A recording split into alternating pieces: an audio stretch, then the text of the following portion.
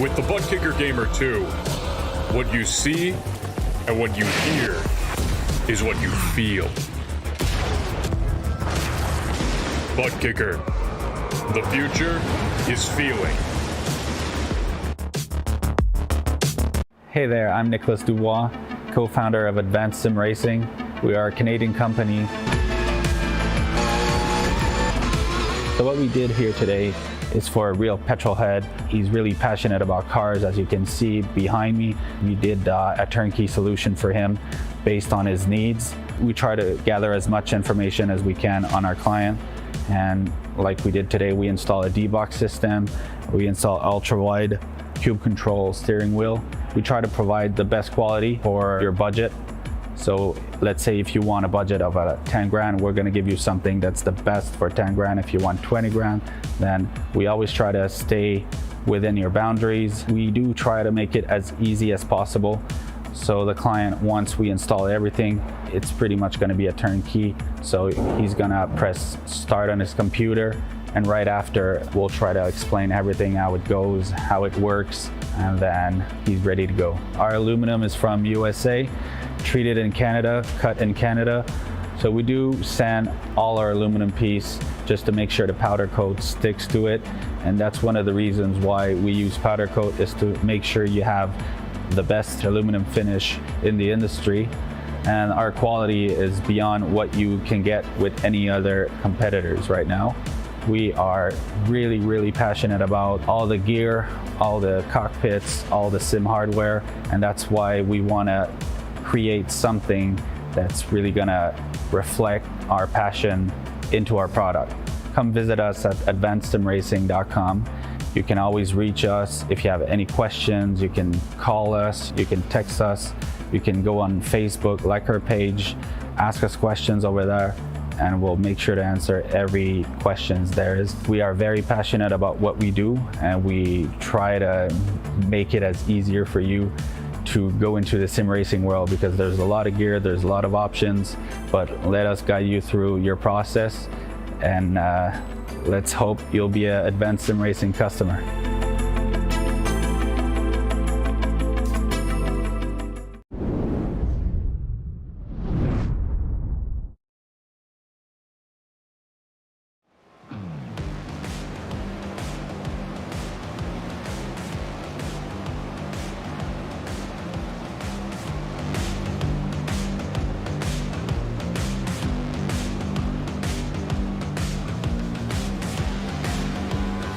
The second and final short track of the season. Richmond Raceway's 3/4 of a mile oval will play host to the third last round of the NASCAR Cup Series at the Precision Racing League.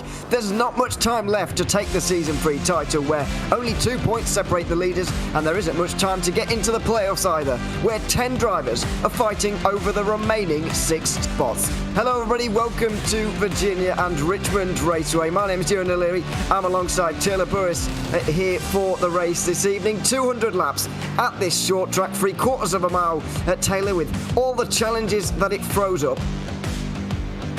It certainly is, and good evening everyone, and this track will provide a lot of different scenarios for our drivers here tonight. A track where throttle control, as well as your braking and watching out who's going to be to your inside or to your outside, will be one very important thing to consider while going into tonight. It's short track action, tempers are going to flare, especially with only just 2 more races before we crown our Season 3 champion, and then before we get ready for our overall season title battle for the championship later on this year.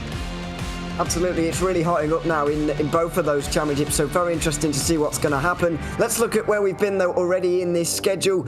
Already had one short track that came all the way back at round 4. That was New Hampshire in the middle of July. Now we are quite a few weeks away from that now, getting towards the end of the season. Richmond, then Watkins Glen, Maine, Daytona. We've had the last of the normal, I guess, if in inverted commas, the Michigan International Speedway. That's sort of more normal than the final 3, which are going to be very, very difficult indeed. I mean, I feel like this race is all about setting yourself up for those final 2, because so much can go wrong in those last 2 weeks.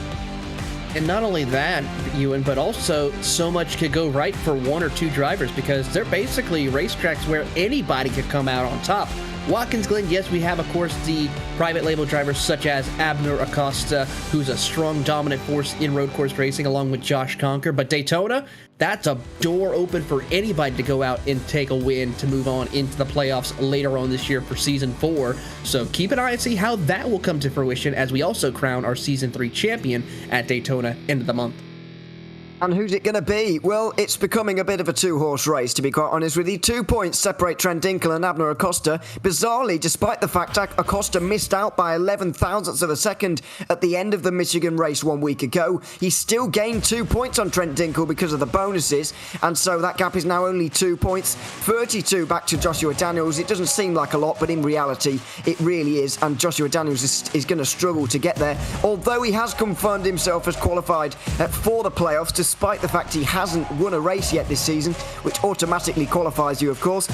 He's managed to get his way through on points. He can't be caught now by the drivers behind him, and it was never a likely situation anyway. Most of those drivers inside the top 10 have confirmed themselves because all of the guys going through to the playoffs generally have had pretty good season 3s, and it's been pretty good to see for them. Let's have a quick look at the format as well, in case you've not been with us so far this season. We've got a particular talking point here. We obviously know about the next-gen cars, the fixed setup we have it through 2022, but I want to go down to the bottom there, Taylor. Scheduled laps or 90 minutes. 200 laps around here is huge, and 90 minutes is not long enough, really.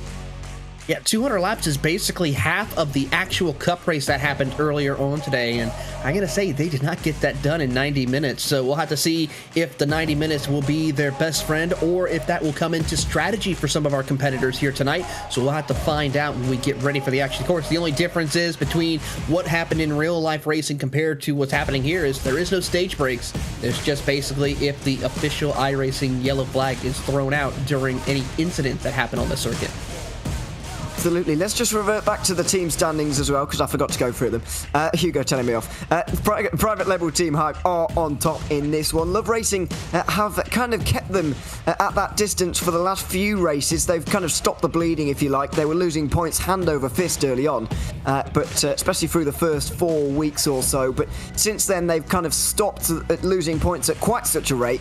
However, they are still losing points. It was another 10 last round and the week before, 11 the week before that, so you get the idea. They're not losing by quite as much as they were, but they are still losing points week on week, and it looks like Private Label Team Hype are going home with that team's title, as well as possibly a driver's, because Trent Dinkel and Abner Acosta are part of that team, and they are 1 and 2 in the standings at the moment. Who is going to be able to beat them, if anybody, here today? We're about to find out, of course. Let's quickly go through the sponsors who make this series possible, of course, starting with VCO, broadcast partners here at RaceSpotTV, helping to bring you every Precision Racing League event in 2022 for Season 3.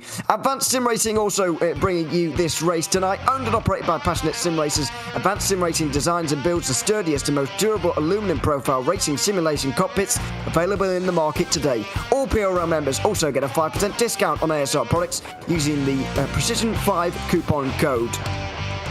RaceLab helps you to improve your driving skills with modern overlays, race statistics, and native VR integration. You can get the best out of iRacing. Start using it now for free at racelab.app. Bookkicker products provide an incredible immersion and realism to every game. Feel every nuance and truly put yourself in the driving seat.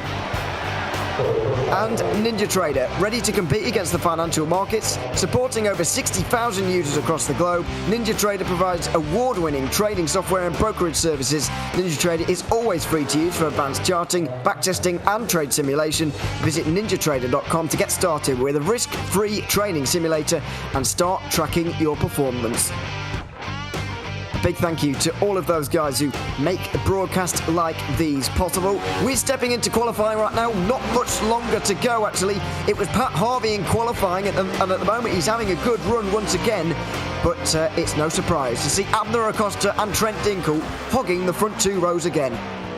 Certainly is the case as we're watching Rye Jones in the 91 machine trying to get his first qualifying laps done in his 91 Chevrolet. Comes across the line to a 22.624. It's going to be good enough for P18 at this time. Just trying to build that speed almost looks like at this stage, although he's not got much time remaining. He is one of only 2 drivers still actually out there, and Joe Huggard went back to the pit lane just there, so he is literally the only driver left out there. It is a short circuit, but as we mentioned, I do believe we are going to struggle to get all 200 laps in here today.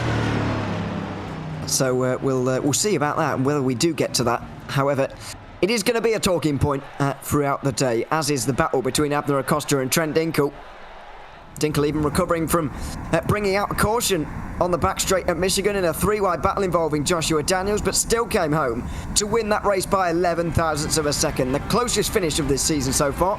Are we even going to see something closer here at Richmond Raceway? If we do, then I'm totally here for it. It was going to be a great race. Abner Acosta is going to be on the pole, though, ahead of Pat Harvey. Trent Dinkle lined up right behind his championship rival in terms of the rows. Eric Haag alongside the 9 car. Then it's going to be Sean Powell and Tyler Justice on row 3 together. Inside of row 4 will be James O'Brien, another private label team hype driver. He's alongside Danny Cervantes, with Mike Witt, playoff contender, looking to confirm his place inside the playoffs today, with Mark Kalin as well inside the top 10. Luke Christian trying to get in the playoffs too. He's alongside Brandon Walter. Then we've got Robert Bisto Jr. 13th. He's inside Chris Hudson, who's had another slightly below par qualifying by his standards. Adams MK rounds out the top 15 with Steve Loving on the outside. Joshua Daniels also below his very high standards as well. 17th for him. Rye Jones just in behind. Joe Huggard, race winner this season, or in 2022 I should say, in 19th place ahead of Jose Medina. Then we've got Byron McDonald and Tom Massey on the 11th row together. Eric Papineau starting a long way back alongside Elliot Butler. Waldo Walden is tied on points at the moment in terms of that battle for the playoffs. He's 25th, and the reason you can't see him is because he didn't set a time.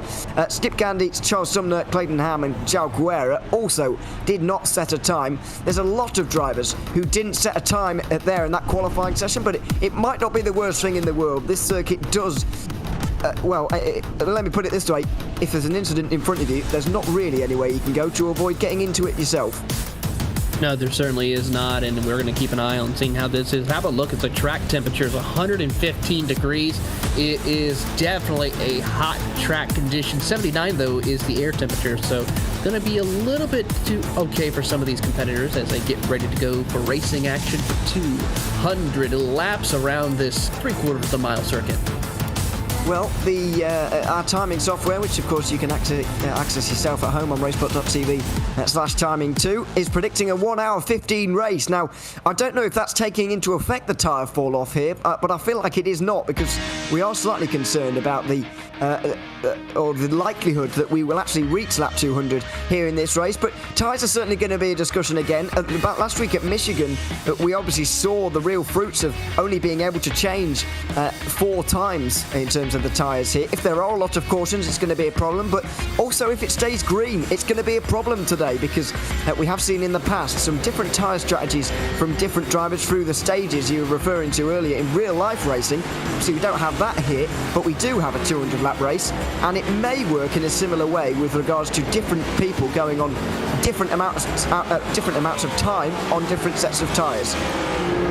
Certainly is, and that's going to be an interesting strategy as well for drivers to determine whether or not to use what type of fuel or fuel strategy, as well as also tire strategy. We do know for a fact 2 tires is not going to be the best choice of action here for competing here tonight. 4 tires will be the best course of action for competitors, but we could see some brave souls utilizing the 2 tire strategy late in the going. Let's see. 2 pace laps here at this short track, so don't be alarmed as they come out of turn 4, and the pace car still hasn't pulled its way down onto pit road just yet.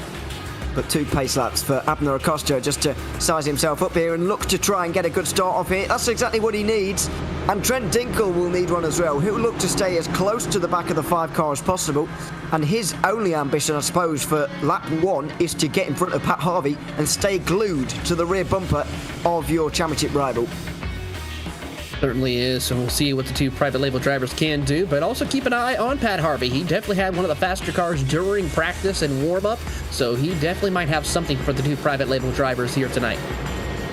Might just have something to say. They all swing wide, up through 3 and 4, using that banking to maybe get the best run possible down towards the green flag for the very first time. 3 races from the end in the NASCAR Cup Series at the PRL. The green flag is in the air. We're racing at Richmond Raceway.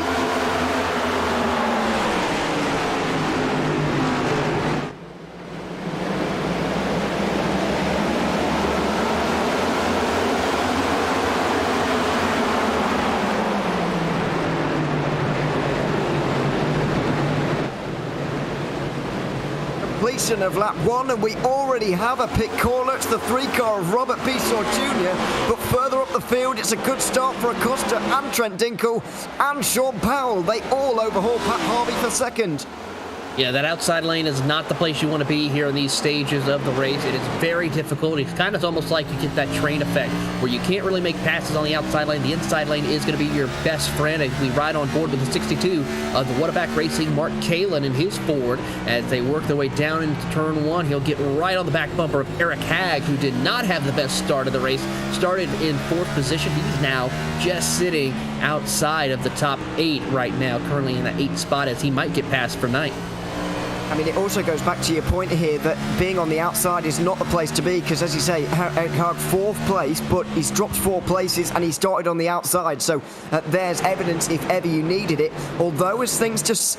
excuse me, as things settle themselves out, Mark Kalin showing here, the outside line might just be viable a little bit later on in the race when we're a little bit more sorted out, when we're a little bit more spread out, maybe just going that little bit higher, going to that second lane. We're not talking about right up against the wall, we're not going crazy, but just that second lane off the bottom there might just be a possibility later on.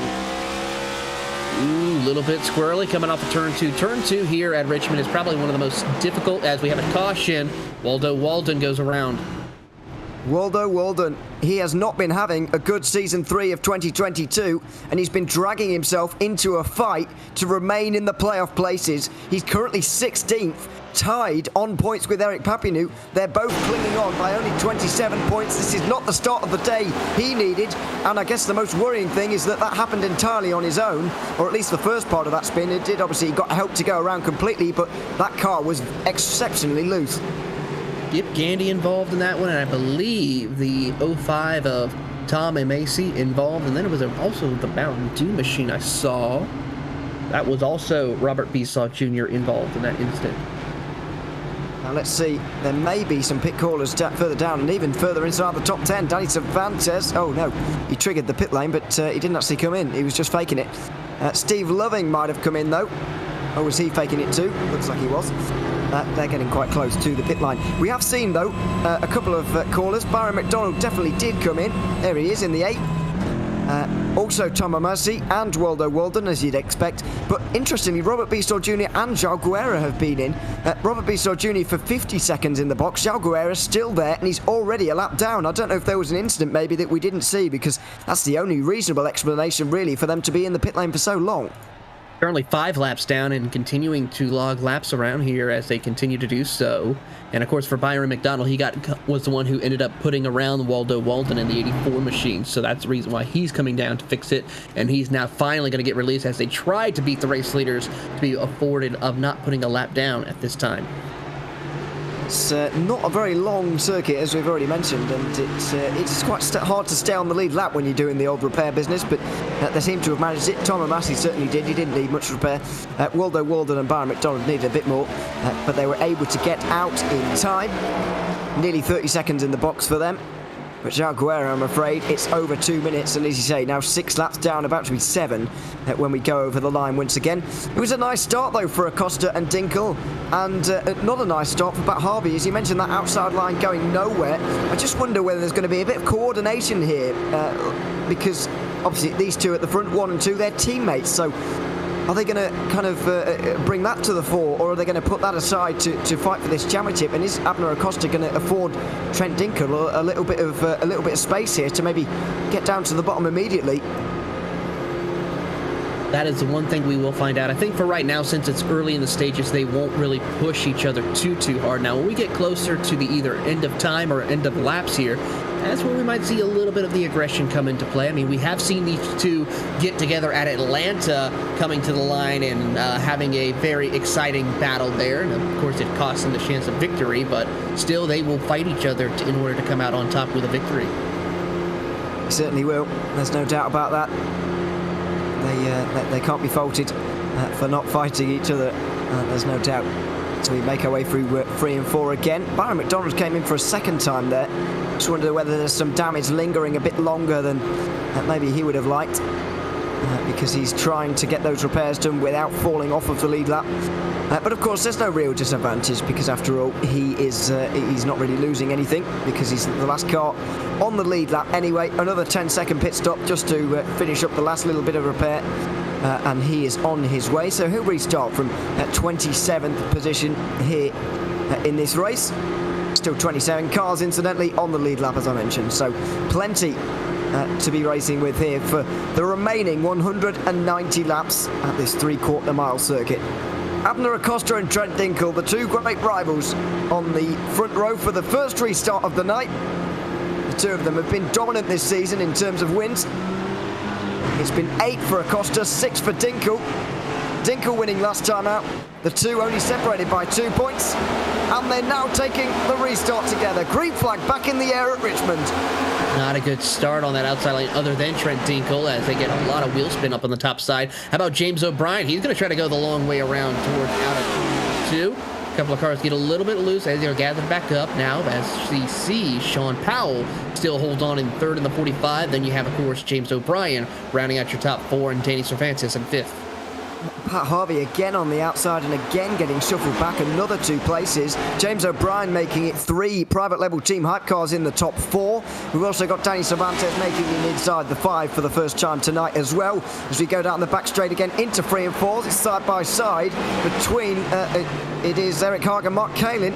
Kalin on the outside in the 62 and he's going to get that good run off of 4, maybe to get clear, although he's not really got the room, as Luke Christian has the best seat in the house for this battle. Certainly is. The 21 machine sitting inside the top 10 for the first time tonight as they work their way out of turn number 2. Almost get to the outside wall, but is able to skirt by it no problem as he dives it down into the middle of turn 3 and 4. You want to try to hug that yellow line as best as you can in order to get the best run off, but watch out for your throttle input because you can easily loop it around and get very loose off corner exit off of turn 4 and off of turn 2 here as we watch these competitors work their way off turn 2. Look at them sawing at the wheel a little bit, trying to keep it straight as they work down the back straightaway. I just want to listen in a little bit, stay on board a little bit longer to Luke Christian here. I want to listen down the front straight just to get an idea of what his gearing's like here. Running out entirely there. Is that a case of him actually just staying in 4th there and not actually grabbing 5th gear? Is that what's going on here, or is he just, well, I can't think of any other reason why he's actually running out of RPM. He's actually hitting the rev limiter at the end of the straight there. Certainly is, and sometimes that is the best case, of course, with these tracks with the fixed setup. You know, it depends on the circuit you're running at, but due to the fact of these cars having 5 gears, you don't need to really use all 5 of them here at a circuit like Richmond Raceway. You can, and maybe try to downshift while going into the middle of the corner to get a better run off corner exit, but really, honestly, it's just better to stay in 4th gear all the way around the circuit. Just a little bit concerned. Of course, they can't actually fiddle with the gear ratios because it is a fixed series after all.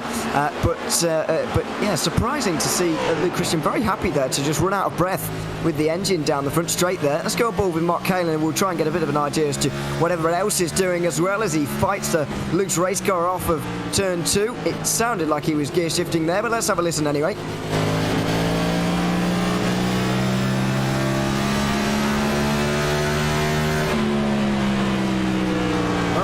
Apparently not.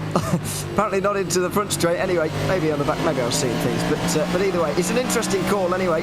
And it's kind of it's the new element added by these next-gen cars in iRacing these days. As side-by-side for the lead, Trent Dinkle goes to the outside to try and take away the lead from Abner Acosta on the inside.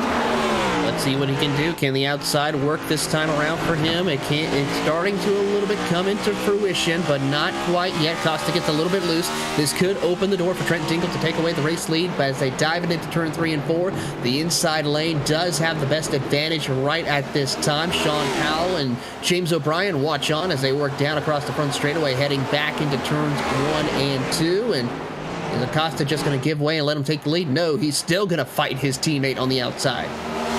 I mean, we hear this in real life all the time, but it's great news for us that these guys are fighting side by side so early on in this race, because in iRacing, like in real life, the rubber gets put down on that outside, and it means it's more viable to maybe make those moves a little bit later on in the race, which improves the racing spectacle for us here in the commentary box and for you at home as well. But on this occasion, Abner Acosta holds on to the lead. Trent Dinkle just tucking in behind, but maybe Trent is just thinking, I'm a little bit faster than Abner Acosta right now, and I really would rather lead this race and maybe try and get rid of some of the guys behind me right now, because Sean Powell and James O'Brien are giving him quite a hard time. Looking at the times last time by, it was actually Abner Acosta who was almost 0.2 of a second faster than his teammate Trent Dinkle and a 10th faster than his teammate James O'Brien. So really, Dinkle is trying to find the opening but just can't find the speed off corner eight that he needs to go and challenge his teammate for the race lead.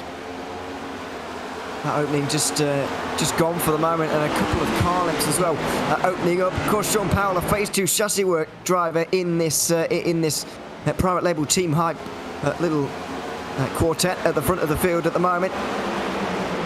Powell at the moment outside the top 10 in the standings as well. A few good runs on the season, but nothing more than that. He's not. Yeah, he's performing well at the moment and looking for another top 5, top 3 kind of performance as he's had on 1 or 2 occasions already this season. This is a good run so far for him. As we see him come down the back straight and into 3 and 4 again. We're about to hit the end of lap 24.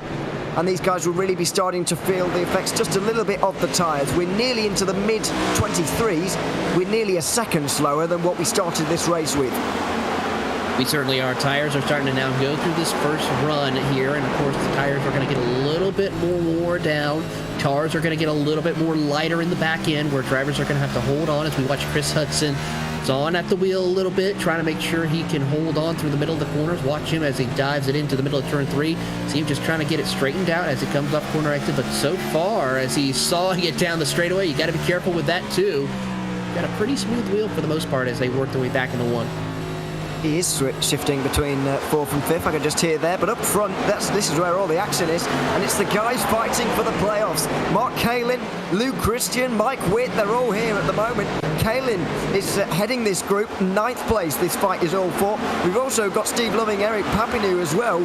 4 out of these 5 drivers who are going side by side right now are in the playoff conversation. Only 6 spots remaining up for grabs, either with a win or with enough points. And there are still 10 drivers fighting over those places, so it is all starting to reach boiling point now as Mike Witt gets to the inside, gets to the low line through 3 and 4, and Mark Kalin is going backwards. Mark Kalin is going backwards. He loses another position now over towards Mike Witt. He is now outside of the top 10. He now has to deal with Eric Papineau and Steve Lovings, who's right behind him in the 12th and 13th position, and Brandon Walters also coming into the picture in 14th. Papineau inside line this time. I just wonder if Kalin went out a bit too hard on these tyres, and now he's starting to suffer the effects of it, but it's too early to say. At this stage, it's all just creating a train, and they're just all going right past Mark Kalin at the moment, who's doing his best to fight on the outside line. But once again, once you get stuck up on the outside, it's very difficult to get back to the desirable inside line again. Certainly is, and that's where that train of the cars will now work to your inside. You have to find an opening as quickly as possible to get back down there in order to challenge the position. That's trouble right there for the 7. Hard contact with the wall for Clayton Ham, who's gone back to the pit lane. Could he make it back on his own? Well, just about. Or could he? Well, he can't even turn there. He's had to escape back to pit lane on the racetrack, but we stay green. That was a very hard hit, though, for Clayton Ham, and it just shows how quickly things can go wrong. It certainly is, and that's, of course, unfortunate for him here tonight, as Clayton Ham's night will probably be done as he comes down pit road. Yeah, I'm not sure if well, he's awaiting repairs at the moment, but shows João Guerra, and that's been going on for nearly quarter of an hour now, so not expecting to see possibly either of those two come back out again. The 62 of Mark Kalin has now got into line. It's back down on the inside, but I'm going to go a couple of drivers further back than him to Joshua Daniels here. 15th position for the overall points leader in 2022.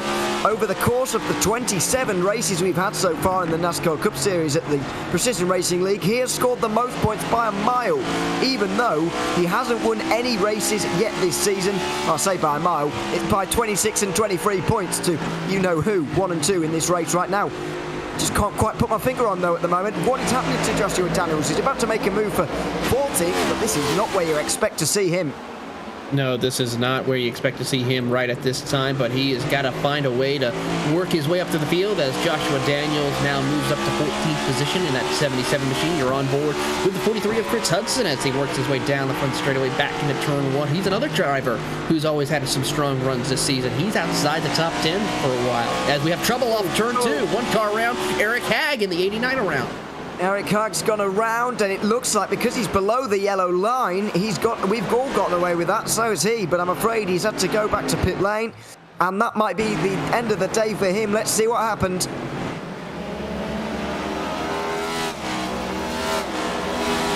And there it is, he almost had it, and it wiggles all the way down. I'm very surprised that's not a caution, I have to say. Very surprising. However, just caught up on that apron on the inside line there. Slightly got cut down on by, I couldn't tell you, maybe Tyler Justice. There. It was just on your screen right now. Or maybe Sean Powell just in behind. But either way, just got cut down on ever so slightly. Touched the apron, and that was all. That was all for Eric Hagg. He went around, and he is still in pit lane awaiting repairs, and we'll await to see whether he gets back into the race or not. So we're approaching 1/5 distance of this race, 200 laps at Richmond Raceway, nearly 40 complete right now. Just thinking about those pit stops and whether anybody's going to go for an exceptionally early one and aim to use all 5 tyres, or whether we're going to wait for at least lap 50 or at least lap 70 and when these pit stops are going to come.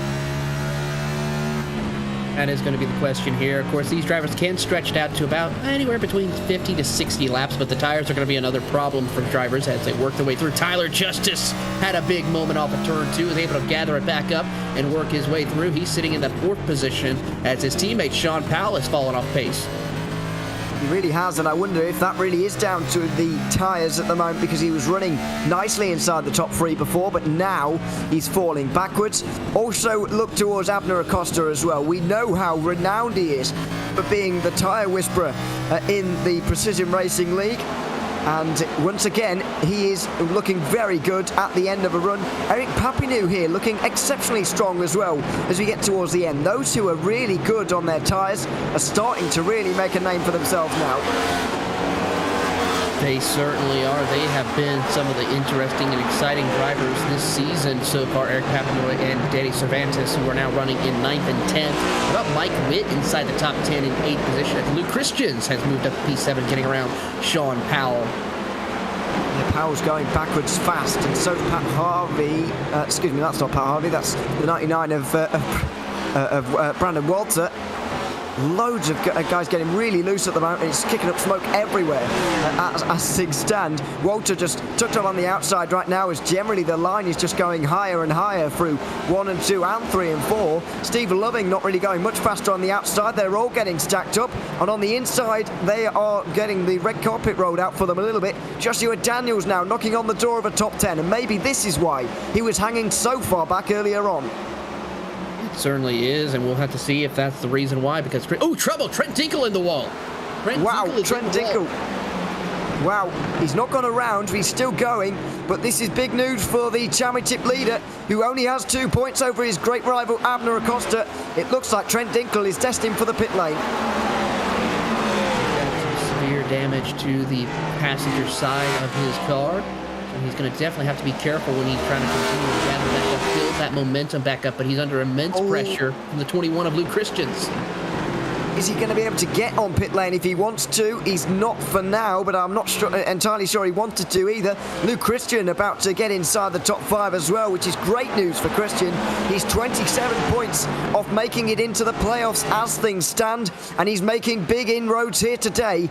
Inside line on the 9, Trent Dinkle to the outside, and he is losing time massively now. The gap nearly 5 seconds, and about 10-15 laps ago, he was right on the rear end of Abner Acosta. Certainly was. We'll have to keep an eye and see how this will affect Trent Dinkle's run as we get ready for this second half of this first run. So a tough break as a couple of cars have taken it behind the wall. Ryan Jones, Eric Hagg, and Joao Carrera are not going to finish the race. So we take a look at that replay of Dinkle. Just looked loose on the exit of 2, didn't it? And he wiggles into the wall in a very similar way to Clayton Ham, just in a less severe way. But it's hard to tell whether the time he's losing at the moment is down to the damage or indeed the tyres that seem to be falling away from him anyway. And speaking of tyres falling away, Danny Cervantes was not long ago knocking on the door of a top 5, and now he's barely staying on our timing screen anymore. He's getting rolled here, and I think a lot of people are paying a heavy price for the speed they went out on this run at. We're already seeing pit stops. Tom Amasi, the first driver to come in, and it may spark a reaction from everyone.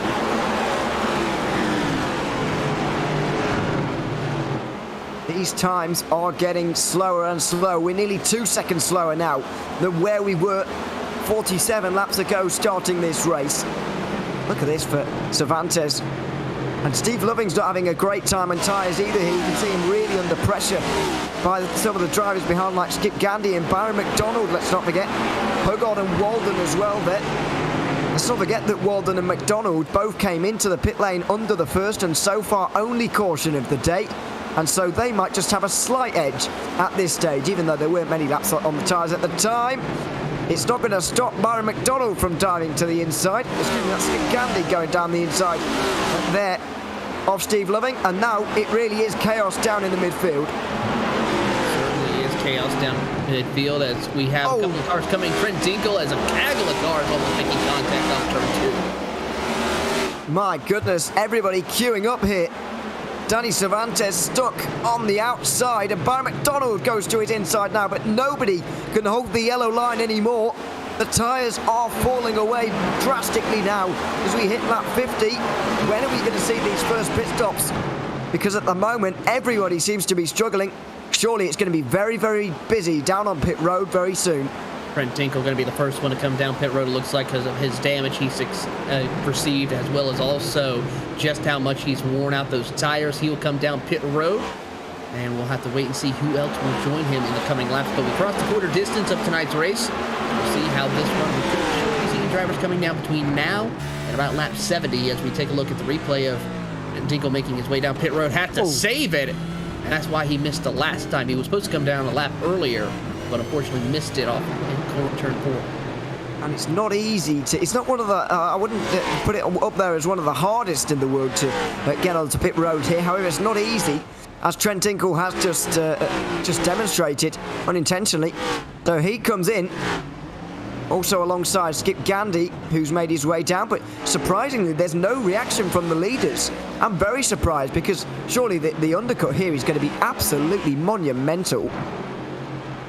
It certainly is monumental indeed, and we'll continue to track the drivers' reaction when they're coming down pit road. How about the battle for P2 between Luke Christians and James O'Brien? This is a really stunning battle just up ahead of these as we ride on board with Luke Christians, who is just all over the back bumper of James O'Brien, the former series champion. What a run this is from Luke Christian.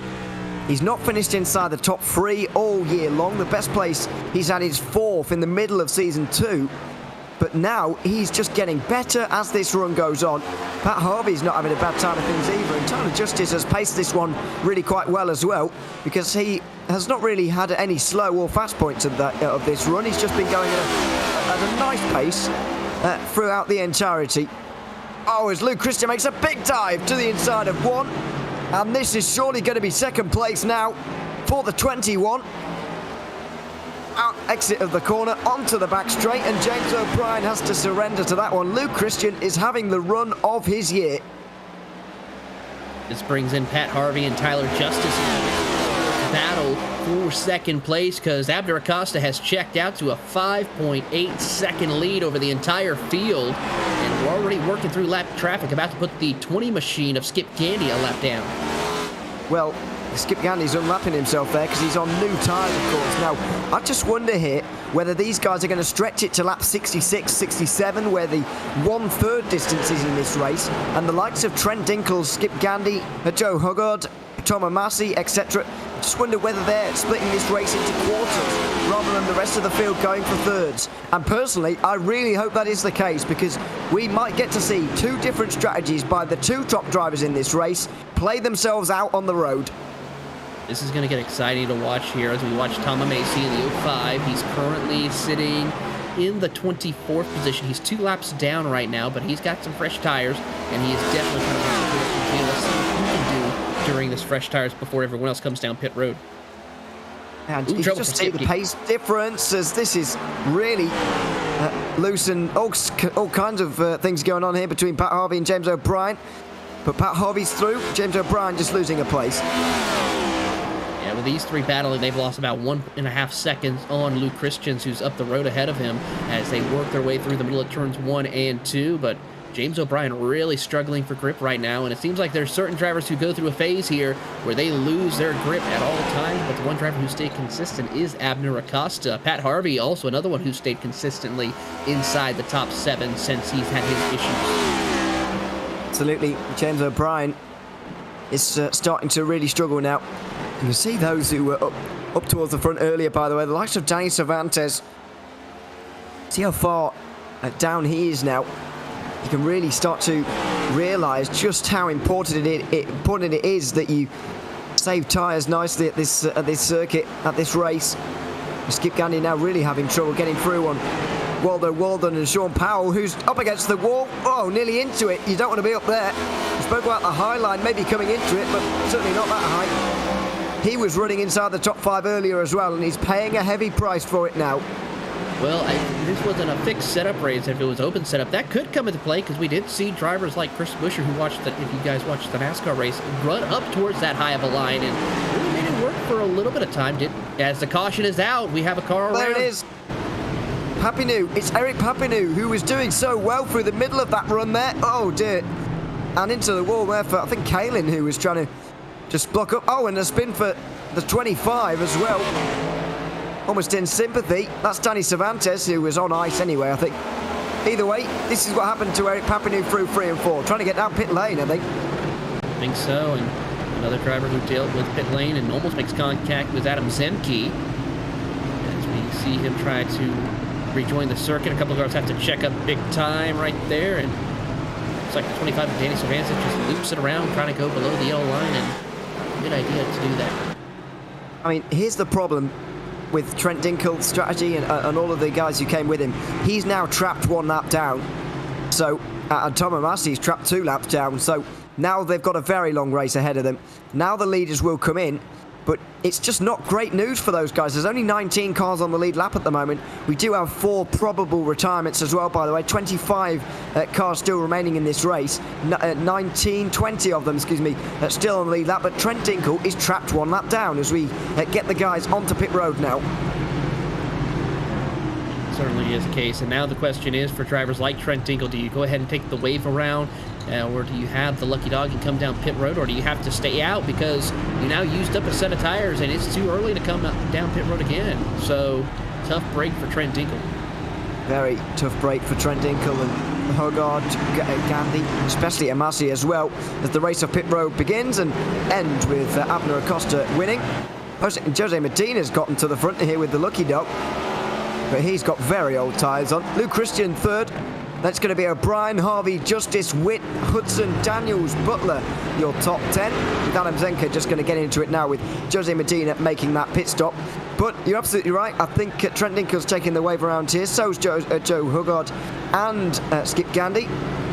And so they'll be on the back of the train. But the period of the race where they will have gained time because of the newer tyres has been kind of cancelled out by this caution, really.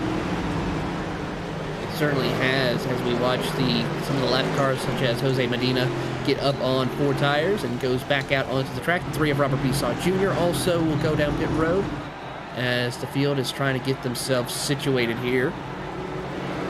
Clayton Ham is currently trying to get his number 7 machine fixed, but I think it's safe to say his night is done given the facts of that. So currently 2 cars who are lap down or more, being Tom Amacy and Robert Bissaw Jr. Yeah, Bissaw Jr. didn't even get a lap back there.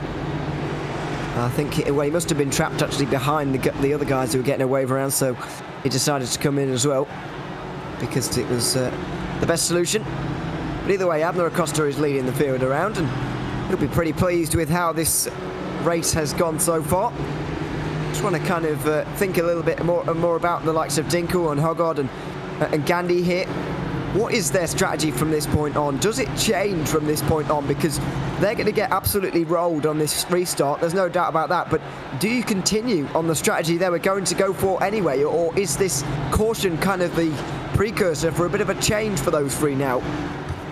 Well, now the question is going to be trying to conserve your tires before your next run. You got to run almost another 30 laps before you can technically come down to be back on to schedule with running your laps and your consistent run compared to your race leaders who can now run an additional 60 laps here. So we'll have to wait and see here and see who will be able to stay out longer and be able to maintain their tires. Trent Dinkel should be able to maybe pull it off, but it's going to still be a tall order given the fact everyone ahead of him currently has anywhere between 5 or 10 to 15 lap fresher tires.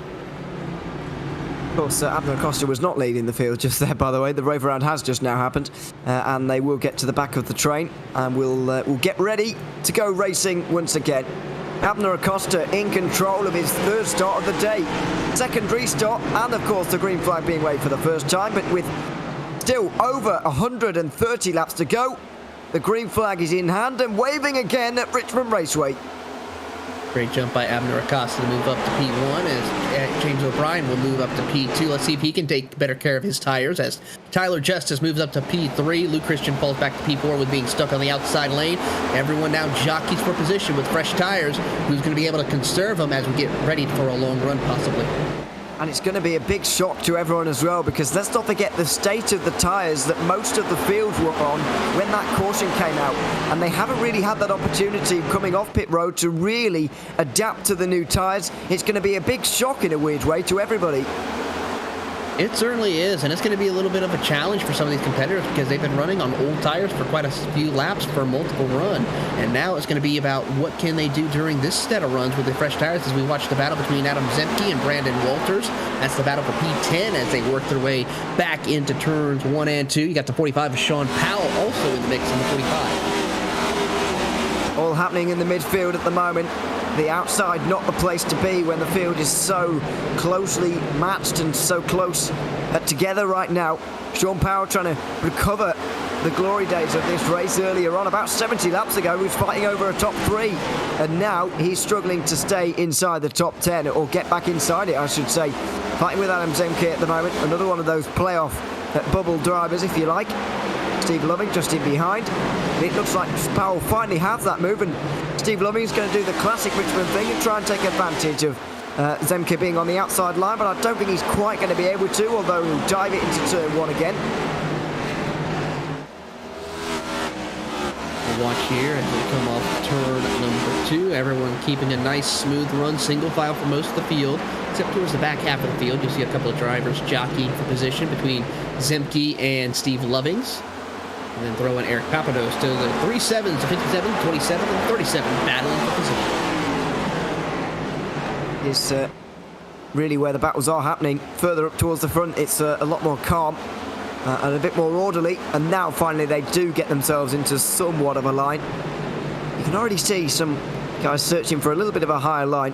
Although with the new tyres, doesn't seem to be quite as advantageous to be up there. Being down on the yellow line is a much better idea, as being demonstrated by pretty much everybody. Eric Papineau, though, is going to want a good run here, and he's going to be hoping that there's a caution before he has to come down pit road next, because the fact that he span coming onto pit road last time he attempted it is going to be lingering in the back of his mind for the rest of the race now. A little bit of a battle between Chris Hudson and Elliott Butler for 6th position. Butler tried to show the nose to the inside of Chris Hudson. Did not work last time around, so we'll see what happens now as Hudson looks to the inside of Pat Harvey in the 67. Can't quite in as we see Harvey shut the doors on him in the middle of 3 and 4. It's a lot easier at this stage of the race to do it than maybe a bit later on. Chris Hudson, though, will dive down the inside into 1. Through the outside for Pat Harvey, who may be trying to pace himself a little bit better than he did in the first race, or in the first run, I should say. Although a nice outside run is going to keep 5th place for him, and Elliott Butler going to fancy his chances, but isn't going to make his way through there either. It's very much a calmer opening to this run than we saw earlier on, where it was a little bit more chaotic than this. Certainly was. We'll see how this run goes and see how far we can stretch it out. See whether our drivers who pitted earlier, the first ones to pit, when they will come down pit road. Well, that's going to be a very interesting thing in about 20 laps time. The likes of Dinkel and Hogard and Gandhi, do they come in on lap 100 as they would have done without that previous caution, or will we see... Ooh, trouble. One car gets very loose. Yeah. Looks like to be Danny Cervantes again. Could have been. He certainly lost a place to Mark Kalin there. I don't know whether it was due to a little bit of an oversteer moment as Chris Hudson heads his way down the inside of Pat Harvey. And it's attempt number 2 at trying to make his way into 5th place. He's really giving it everything he's got, but he's got to be careful not to overuse those tires and overcook them a little bit of him battling so much, and that's causing the rest of the top 4 to break away from these drivers and allowing drivers like Elliott Butler and Joshua Daniels to really get in on this mix of the battle. As we see Hudson on the inside, does he clear him off turn 2? No. Pat Harvey strong on the outside lane. He is holding his own now, and this is when you know we're getting into the run proper, we're getting settled now, because we are starting to see the outside line become a little bit more of a problem for those on the inside. Chris Hudson will do his best as we look what happened to Danny Cervantes here. Wow, that car is very loose off of 2 there. Very loose indeed, as we're going to go 2 by 2 now, as Chris Hudson to the inside of Pat Harvey and Joshua Daniels to the inside of Elliott Butler as they work their way out of turn number 4. Now, a little further back, you're going to find Brandon Walters and Sean Powell going side by side as well for position. Actually, sorry, that's Mike Witt.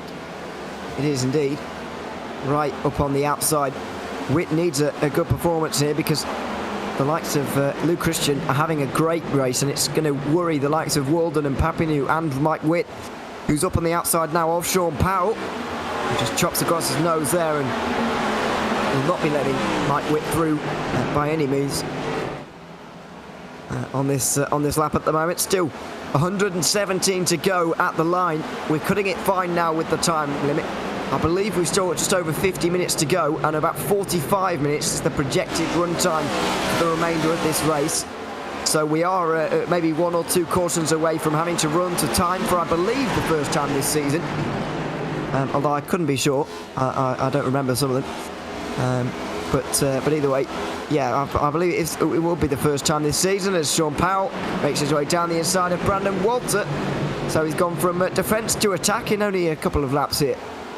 He certainly has, as we watch these 2 battle for position. Brandon Walters on the outside and Sean Powell in the inside in that blue 45 versus the aqua blue 99 as they work their way off turn 2, side by side, still battling for position for that 9th position. Powell completes the pass. He'll move up a spot. Now Mike Witt will try to see if he can open the door to the inside and get another spot. Yeah, we'll see if he can.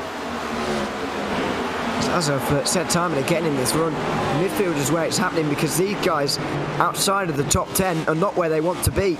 Everybody inside the top 10 is kind of happy to sit where they are right now, and so they're not being very exciting, but these guys are.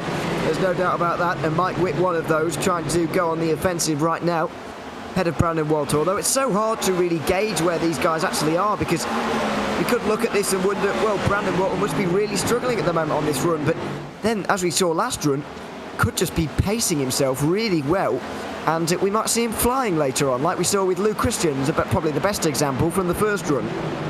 You certainly may see that happen for Lou Chris or for this driver such as Mike Witt, who could have a strong run late in the going, as we saw the same would happen to Lou Christian during his last run, who currently sits in 4th position. So keep an eye on that number 26 machine. He definitely has some speed, and looking at his times, he's running just around the same pace, just about a 10th off the pace of your race leaders.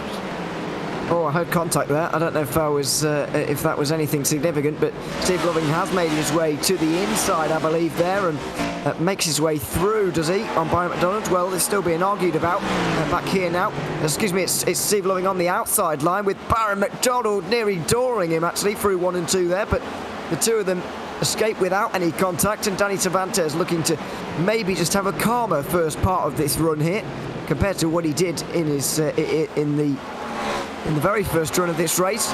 where the wheels completely fell off for him, although that won't stop him from making a move on the inside line, going into one. And it looks like he might restore his place inside the top 15, but it's remarkable to see a driver of his standard fall off so badly towards the end of that run. He really hit a cliff. He really did, and now he's trying to see if he can recover and work his way up to the field. He's now running inside the top 15 as he tries to work his way up towards the back bumper of Byron McDonald in the 8th machine as Steve Lovings once again looks to the inside of the 25. Contact slightly made, and that's going to send Lovings around. The 27 goes around, saves it, but that puts us under caution once again. Caution comes out. It's a very tight squeeze there, and the argument will be about whether Cervantes squeezed too much or whether Loving stuck his nose in where it didn't belong. But either way, the result is the same. The caution has now flown, and we'll get to see a replay here. Was this a bit of a squeeze, or was it an ambitious move? It's a mix of both, I would have to say. Loving could have been a little bit more patient off a corner exit, but of course also Cervantes could have maybe gave a little bit more room as well. I do think there was a bit of a pinch there from Cervantes, but it's a no-brainer here, really. The lap times were already getting towards 1.5 seconds slower than their previous bests, and so it's only sensible for all of these drivers to come in, because, I mean, even if one of these drivers come in, then you'd have to come in anyway, because the tyres make such a difference around here. And everybody's coming down pit road. I think it's safe to say that will happen this time around, and been about a little over a 30-lap run, so that's definitely a right time to come down pit road to change the tires, including Trent Dinkel, who will get onto the same strategy as everyone else. And he'll be very glad about that. He'll be one to watch through this run. Now, the race off pit road, it's going to be Tyler Justice second. Abba Acosta will hold on to first, but Tyler Justice is up to second ahead of the 33. Then it's going to be Pat Harvey, Lou Christian, Chris Hudson, Elliot Butler, Joshua Daniels, Sean Powell and Brandon Walter rounding out your top 10. Although James O'Brien going slowly down the back straight here. What's this all about?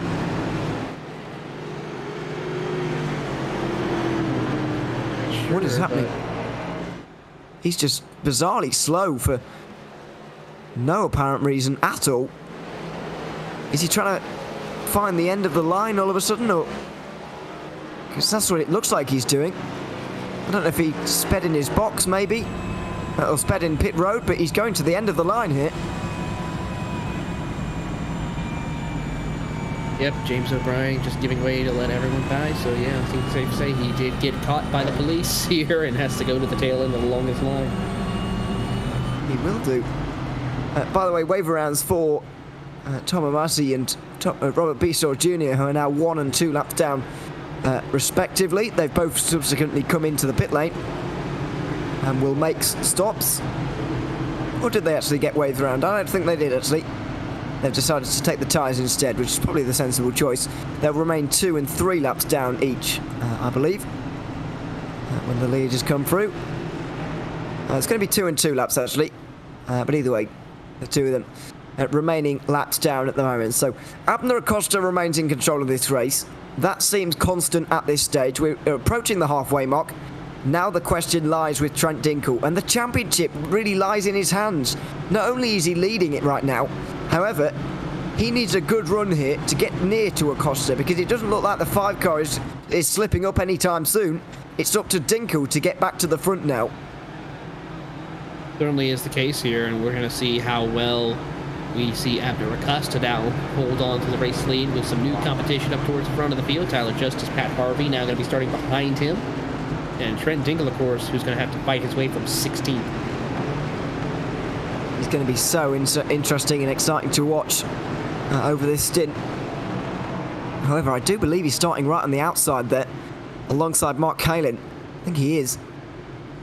So that's not going to be ideal, but once he's into line, you can be sure he is going to be making progress wherever he can. And it's not like he hasn't had to do it before. Only 1 week ago was he bringing out a caution at Michigan, repairing damage on his car and then making his way back through the field. But this racetrack is a whole different ballgame as we make our way through 3 and 4 for the third restart of this race. 104 laps remaining at Richmond. The green flag is back in the air again.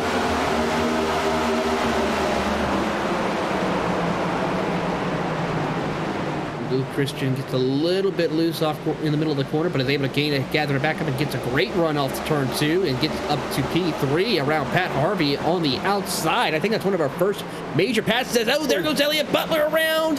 Saves it almost. Nope, does not. Into the wall. Trent Dinkel also involved. Goes around. It looks like it. Caution comes out for the 4th time today. You really have to feel for Elliott Butler there, who so nearly hung on to it, but in the end he spins around and ends up bringing out the 4th caution of the race. This is how it happened. It was Chris Hudson who got into him, and it was so nearly saved. So it was, but unfortunately one little tap and around it goes, and we're now approaching the halfway of tonight's race, and looking at the time, 44 minutes. We have about a 4-minute gap per se to get us home currently. So I think if we have one more caution, I think it's safe to say we might not be able to finish this under laps. Yeah, the predicted race time at the moment is saying 40 minutes. I don't know about you, I still have about 45. I tried to note down today finally. It's only taken me 8 rounds to do this. I finally noted down what time in real life the race started, so I've got sort of an idea for once. I think, to our mental note, we've got about 45 minutes remaining of real time. I don't know how that matches up with you, Taylor, but yeah, it looks like about 40 minutes of this race remaining, but we just don't know how caution-free the second half of this race is going to be, because that's the beauty of it. We've got absolutely no idea. No, we certainly don't, because we know the intensity is going to start ramping up a little bit for some competitors who are trying to get into the playoffs here tonight, as well as move on and have a chance of getting a shot of that in Season 4. So everyone's going to be on pins and needles trying to work their way through the field. Yeah, Luke Christian really needs some good races, and he's absolutely having one at the moment. Just to update you on those playoff standings, we've got a bit of time. 27 points separates him from Eric Papineau and Waldo Walden, who are tied for 15th. But that also makes one of them 16th, if you get what I mean. So that's the gap at the moment.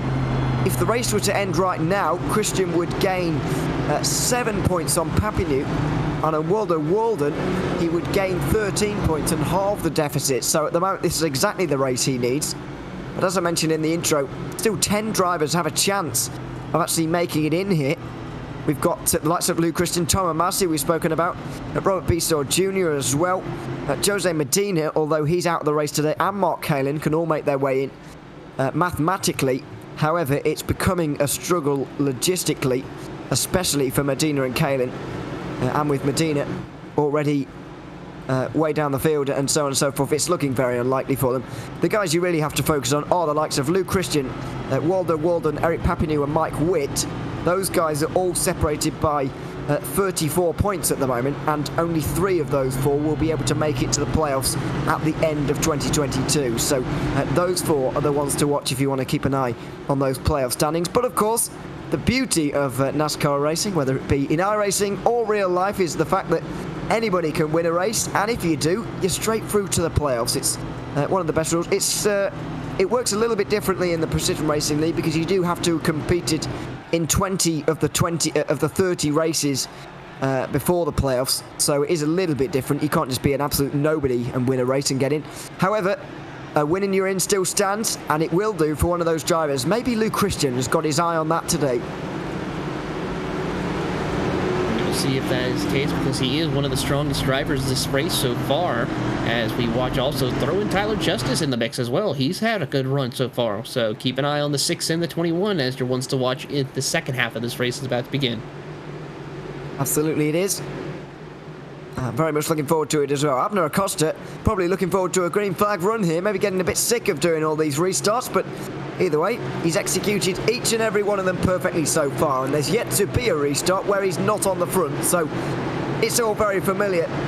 The 5 and the 6, Abner Acosta and Tyler Justice with 98 laps to go at Richmond. It's another textbook start from the man second place in this championship at the moment, looking to take victory here at Richmond and take that first place away from Trent Dinkel. The restart's underway, we're out of 1 and 2, and it's Abner Acosta leading the field. Acosta and Justice now take on to the race lead as they go nose to tail for second, first and second. How about 3 wide almost now as we go 2 by 2 from third on back. Luke Christian slots up in front of Pat Harvey for position as they still try to jockey for position back into turn 1.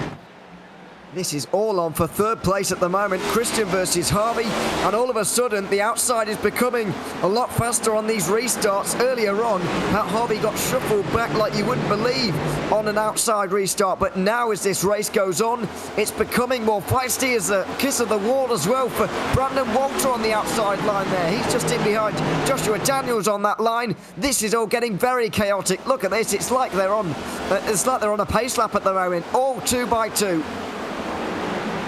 2 by 2 and still jockeying for positions as they work their way out of turn number 4. Luke Christians, Chris Hudson, and Pat Harvey now your top 5 as Sean Powell's trying to find an opening to get inside that top 5. Still, it goes on, and Chris Hudson has finally found his way to the front. It's been quite a long afternoon for him, really, but he's finally got into 4th in that 43 car. Oh, a bit of contact. That was Luke Christian into the back of Sean Powell there. It sent the 45 slightly wide, but it sent Luke Christian backwards as well. We spoke about outside restarts. You don't want to be there, and Christian is hating this. Look at this. He certainly is, as he's trying to find an opening to get himself to the inside, and more cars making contact. Trent Dinkle, Brandon Walters hitting outside wall as they try to work their way through the middle of turn 3 and 4. How about Mike Witt? He's going to get to the inside and move a spot up. It's not ideal for Trent Dinkle. You just mentioned him there. He's in all this at the moment, and when guys are fighting like this in front of you, there's nowhere he can go. He's already 3 seconds off the lead, and we barely started 3 minutes ago. We certainly have, and they are ramping up the intensity here tonight as they work through a little bit of contact, a little bit of checkup off of turn 4 as Danny Francis causes a checkup on the inside lane. This is unbelievable racing. You can tell we're in the second half of the race. We don't need a lap count to tell you that. The stakes have just been raised, and it's messy in the midfield. Danny Cervantes on the inside trying to get through on Luke Christian, who's getting more and more aggressive in his attempts to get down to the inside. Although Danny Cervantes, he's not going to let him have that one. He's not going to lie down with this one. He's going to go to the inside again. And once again, Christian is going to be frustrated, high and wide, and hung out to dry again. He certainly is. He's going to try to hold on as best that he can as he sends it into the inside. Byron McDonald in the 8. Remember, he got caught up in an incident on our last caution. He's now back inside the top 12. Maybe now is the chance. Are we going to see a big chop from Christian here in the front of Loving? No, we're not, because Steve Loving gets down the inside as well. They all fan out, and it's 3 wide now off of 2. This is all getting very aggressive, as getting shuffled backwards more and more is a couple of the cars you can see on the outside line. My goodness, this is incredible racing further down. The 99 of Walter involved here. Brandon Walter was inside the top 10 a minute ago. He has also been a victim of this restart. He certainly is, as more cars make contact. 3 wide off of turn number 2. The 20 of Skip Gandy involved, as that's Powell just losing connection, by the way, don't worry. I certainly did. It's all calmed down just a little bit, though, in the midfield. That was the most entertaining restart we've seen so far, but probably the worst in terms of having to drive in it. That was chaotic, and that must have been nerve-wracking for everybody. Thankfully, we get through it without bringing out our 5th caution of the day. Only is the case as we watch Waldo Walden and then, of course, the 20 machine working their way up through the field. They've had really a difficult night so far and trying to work their way back up. What a restart that was. I thoroughly enjoyed that. That was some of the best 10 laps of racing we've seen all season, actually. And it wasn't even for the lead. It wasn't a particularly important parts of the race. It was just everybody decided to have a go, and it was royally entertaining. Trent Dinkle won't have found it that entertaining, I'm afraid, because he needs to make progress. He's into 12th now, but you can be sure that restart there really kind of stopped the progress he was able to make, because when there's already people going 2 wide for rows and rows in front of you, there's just not a lot you can do. No, there certainly is not, and that's going to change the whole course of his scenario in that number 9 machine as he works his way off of turn number 4 across the line. He sits P12, as there you see Trent Dinkle doing a little bit of shifting right there as he enters into turns 1 and 2. See him shift up again here in a second as he comes down the back straightaway, possibly. Nope, going to stay in gear and just sail it on in. Only shifting down the front straight then, I presume. Let's have a little look. Yep, there's enough shift. And there's a downshift. Down, yeah. So, I mean, it's so interesting. It's what's brought with these next-gen cars, I suppose. And first we had the digital dashboards, which probably came out. I still think they're a new development. They've probably been 5 or 6 years in the making now. And of course, we've got 5 gears now. NASCAR has certainly changed drastically in the last 10 years, possibly more than in some other eras. Now we've got 5 gears, and it's something you really have to think about now. I mean, there were very few circuits back in the past where you would even consider touching the gear stick at all. But now, on every circuit, while you're practicing, you just give it a go every time, because it really might be a possibility at every single racetrack we go to. It certainly is, and that's what makes it so unique now with the world of stock car and NASCAR racing here. Of course, these cars are far from stock cars anymore. These are highly sophisticated racing machines here in the world of NASCAR and oval racing here in the United States, and definitely showcase the technology that we will see continuing to expand with these next-gen cars throughout the years to come. Absolutely. I know certainly at the start of this little cycle we're in at the moment with stock car racing, that some people weren't a fan of the modernisation, I suppose, if you like, of these cars. But either way, it can only be for the best, surely, as Trent Dinkle makes his way down the inside into 3 and 4 now, ahead of Danny Cervantes.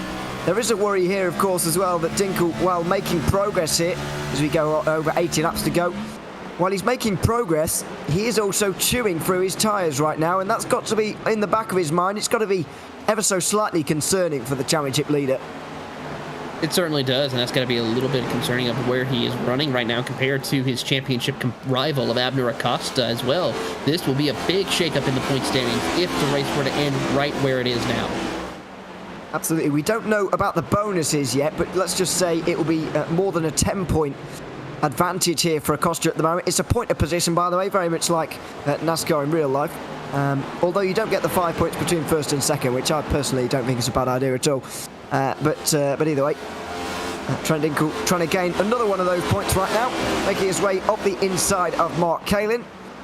He is surely going to be inside the top 10 too, but it's going to be very difficult for us to actually tell you the exact gap between the two of them at the end of tonight, because we've got the bonus points to factor in as well, up to 6 to be gained by any given driver on any given day, and so we can't quite bring you that here tonight, but we can certainly tell you if things are to end right now, Abner Acosta would be in dreamland really, because putting this amount of points into a guy like Trent Dinkle does not come along very often. No, it certainly does not, and this is a great opportunity for Acosta to capitalize on some of the issues that Trent Dinkle has in order to work his way up through the championship run here tonight and the rest of the season as they work their way through the middle of turn 3 and 4. There you see the 62 of Mark Kalin, who's just behind him on 11, as Trent Dinkle has finally broken into the top 10 for the first time after having to start towards the back half of the field. Good to see for the 9 driver. I just wonder whether there's going to be a bit of a hangover from that, though, because now we've got 75 laps to go. In about 10 laps' time, we're going to have 1/3 distance to go in this race. These guys mostly on their 3rd set of tyres, with 2 sets remaining back in the pit lane. So I just wonder, are these guys going to, come in maybe at 1:35 and go with that 3rd to the end? To the end of this race, or whether they're going to go for the quarter to the end of the race and pit on lap 150 maybe, or whether they'll just maybe wait for a caution as we see side-by-side contact with Barry McDonald and Danny Cervantes. It's definitely a conundrum for all of these drivers though, trying to think of these strategies on the fly. It's a lot of strategies you got to keep up with here in this stage of the race here as we keep track and see how this will play to fruition for these drivers in this run, as competitors are continuously jockeying for positions here in this late stages of the race. I think that this kind of strategy game we've got going on at the moment is so interesting, as Elliot Butler makes his way down the inside of Danny Cervantes. The 25 squeezing as much as possible. That's exactly how we saw, was it Eric Haag getting into trouble? Or was it Steve Lovett? I can't even remember who it was now, but either way, there was a bit of trouble. Side by side has allowed Luke Christian to get involved, and he is just looking to make his way back through the field. It feels a little bit silly now, but only 10-15 minutes ago we were thinking about Luke Christian aiming to win this race. Now that all of a sudden seems a very distant memory, and Trent Dinkle is getting himself into that very conversation right now. Lap 130 is about to be reached and he's inside 9th place. And now just getting through on Eric Papineau now. And he looks like he wants more now as he tries to get his way around Mike Witt and Adam Zemke, who are just up the road from him as they work their way off turn number 2. This is going to get exciting in this stage of the race. Oh, dive to the inside of 3, and Trent Dinkle is going to be making his way through here surely, although Mike Witt's got great pace up high there. Oh, it's a big squeeze, and once again he's going to try the dive. Here he is. Big, high and wide for Mike Witt, who he's holding on quite well here, as that's Tyler Justice getting all out of shape. Contact between Dinkle and Mike Witt. It's all starting to get a little bit more difficult for all of these drivers now, but Tyler Justice there had a terrible time off of 2. And running our race now for 40 laps on this run here for Green Flag Racing, so it's going to start to get a little bit more difficult for our competitors during this stage of the race. Here's what happened to Tyler Justice. It just looked like he slightly got on the apron there, and that will do you no favours at all. And so he went around. As to the outside goes Trent Dinkle on Adam Zemke, and it looks like that's been a lot more successful for him on this occasion. Zemke actually going backwards quite quickly here at this stage. Zemke falls off another position as Trent Dinkle moves up to P8. And Dinkle's trying to see if he can gain a couple more spots before the next round of pit stops. Now then, we're 40 laps into this run now for these drivers, just about to go on to 41. But we've got 67 laps to go as we go over the line right now. So are we going to see anybody making an early stop? Because we do know these tyres and the fuel will take you to the end of the race from here, but it might not be the quickest way to get to the end from here. It's hard to say at this moment, but Trent Dinkle is just focused on getting through. I mean, these slightly shorter stints have allowed people to push maybe a little bit more. I think that's helped Trent Dinkle that little bit, because he hasn't really showed any signs of slowing down yet in this run just for the moment.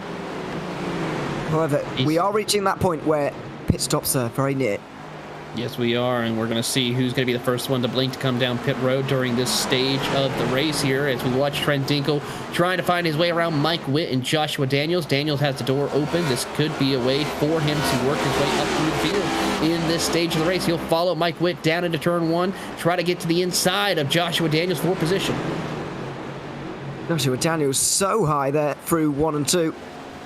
And he's going to let Witt and Dinkle straight through. The 2022 points leader, of course, despite having not won a race yet this season. He is, by the way, absolutely fine in terms of making his way through into the playoffs. He confirmed that a couple of weeks ago now at Pocono. So he's absolutely fine in terms of making the playoffs, but he is still looking for that race win. And trying to obviously keep in touch in terms of Season 3 2022 as well. That is becoming a distant goal, I should say, at this stage. As Mike Witt on the outside again, Trent Dinkle on the inside. We've seen this many times, and the 26 car is proving very difficult to get through. He is proving very difficult, but I think Dinkle might have the inside advantage this time. Does the outside work? Nope, it does not. He now gains another spot and moves him up to P6. Finally makes his way through. It took maybe a bit harder work than he was hoping for there, but he's gotten through eventually and into that 6th position. So still just less than half an hour to go now in this race in terms of time. Expecting a 25-minute race to the end here. If it remains green, we're going to be cutting it quite close, but in the end the pace of the race has actually been a bit quicker than we were expecting, ever so slightly. And so it's been good for the very good pace set by the drivers. Is side by side further down. Skipper Gandy on at the moment. Certainly has. We watch a little further back with this battle between Skip Gandy and Brandon Walters. Walters struggling right now as he's been stuck on the outside for multiple laps here and falling back after being inside the top 15 at one point. Yeah. Oh dear. Kind of getting very close to the car in front. That's Joe Hoggard. As Trent Dinkle makes another place. He's up to 5th now, ahead of Sean Powell, as that's very late in terms of easing off going into 1 and 2 there from the 99. He will pay for that ever so slightly. These guys fighting Kalen again, struggling towards the end of his stint, and on this occasion, he didn't really have a great start to the stint to really fall back on. So just really struggling. There's contact, and Kalen's nearly up in the wall. Oh, he just about saves it, but you can tell these guys are starting to feel like they're slipping around on ice now. Makes it a little bit difficult here at this stage of the run as we're trying to hold on for these final 2 runs before they get to the next pit stop. Pit stop cycles could begin in the next 7 to 10 laps here, so we'll see how this will come to play for some of these drivers. As one car, that's Eric Papineau, who goes loose off again off turn 2. And pit stops. Sean Powell's in. Sean Powell is into the pit lane. Green flag pit stops underway here at Richmond. 51 laps now complete on this stint. Papineau follows, and this time he makes it in without causing a caution as well, which is good to see. He was just maybe a little bit more careful on the entry on that occasion. Gets it right, which is, of course, is so difficult to do at these ovals. Down into the box for Powell. And now, surely, this is going to trigger a reaction from everybody now. It certainly will, as more cars, Elliott Butler comes down pit road. Who else will join the ranks of drivers who have made their way down into pit road? Costa still out on the racetrack. Pat Harvey still going to stay out. It's now a matter of time of who else will join the dance. As we watch competitors get their way off pit road, as Tyler Justice is the next one to blink. And the first of the top 5 to come in as well, which is interesting. Tyler Justice in pit lane. James O'Brien also will come down pit road as well. Elliott Butler's coming off pit exit. Not seen much of James O'Brien actually in the second half of this race. He was prominent in the first half, but not so much now. As Trent Dinkle, prominent in the second half of the race, there's no doubt about that. He's got a little bit of a distraction from what I'm guessing is his cat. Just in the background there, but very concentrated from the 9 driver. A lot more concentrated than he was at parts of last week, I have to say. He's got a job to do today, and he's doing quite a good job. The fact that he was able to gain places and not really damage his tyres too badly there was actually a testament to how well he did. Brandon Walters also going to come down pit road as well. As you pointed out, of course, Trent Dingle has been a man on focus and a man on a mission all season long. And he's really showing that by how well he's been running in the point standings. Abner Acosta, nearly 4 seconds worth of a lead for the championship leader. We're approaching on the final quarter of this race now, and he is still in control as he was in the first 3. As Skip Gandy comes down pit lane. Luke Christian back inside the top 5, by the way. He once again continuing his trend of just being so strong in the last part of these runs. Gandy pretty cautious into the box there, but doesn't want to overrun. There's Joshua Daniels on the defensive now from Adam Zemke, and that's not Wildo Walden in behind. It's Byron McDonald making his way through in the 8, and this is a prime example, really, of just how advantageous it is to get on those new tyres early and get away, because look at the speed. Yeah, new tyres are definitely king here at this point, as we now see our race leader, Abner Acosta, come down pit road with 50 laps to go. Well, he wanted to make this last quarter of the race perfectly round indeed, and that's exactly what he's done. Wasn't waiting for those immediately around him to come in. Will have been concerned a little bit about the time being gained by Trent Dinkle, no doubt, but we'll see where he comes out. Tyler Justice is the first car to have made the stop in the order right now. He is indeed. Oh, as sliding into pit lane is Mike Witt, and just about he gets it in without causing a caution, but that was close. Caution is out, though, right now as one car is around. Joe Hogard is also having an issue on pit entry. It's so difficult. Chris Hudson, Mike Witt, and Adam Zemke, though, might just be in the money here because they're on pit lane already. Now, let's see. I think it's exactly as he's... Well, is he trying to get... Yeah, he's trying to get on pit lane here, but not the way to do it. You need to get on the apron first, unfortunately, for Hogard there, and he's got around. I think that, to be fair to him, I think that is the first time he's attempted that today, because of the way the race has gone. But look at this. It's chaos out there at the moment. Nobody knows where they need to be. Nobody knows where they are in the race. They don't know what lap they're on. They don't know if they're supposed to go through on the pace car or not. It's absolute chaos out there, and Pat Harvey is going to be one of those drivers not entirely pleased to see this caution, although he's not going to be as disappointed as the likes of Tyler Justice, Abner Acosta are going to be, because they're trapped one lap down, and I think they legitimately will be trapped because Mike Witt and Adam Zemke here are not going to come down pit lane. Let's see though. We do see that some of the leaders come in. So Harvey, Christian, Walden, Kalin, Loving, Medina, Sumner and Hogarth all in. Mike Witt stays out. So does Adam Zemke. They're going to cycle to the lead of this race. But who's going to get the wave around here? It looks like we might get a few drivers back on the lead lap at least, but a lot of track position has been lost here by Abner Acosta and Trent Dinkle, who now both find themselves right in the traffic. It's going to be a very interesting scenario for a lot of these drivers here when we go back green flag racing and we get this all sorted out, but we'll find out here momentarily about who is going to be staying out, who's going to be coming in and getting fresh new tires and get ready for this last 50-lap dash to the finish. Okay, so timing has all sorted itself out now with those guys coming in. So Mike Witt, Adam Zemke and Tyler Justice are they in now? Yeah, they are. So why have those guys decided to come in is the question, because it's not immediately clear to me anyway. So Abner Acosta is the car you can just see in your view there. He is the first car, excuse me, he's the first car who is yet to make a stop. Oh sorry, made a stop just before the caution there, but he's going to get the wave around here in a few moments time. I think there will be 22 cars back on the lead lap again, but the point still stands. Abner Acosta and Trent Dinkle are both going to be in the traffic now. One other interesting thing is that Tyler Justice came in for another time there. He came in under green.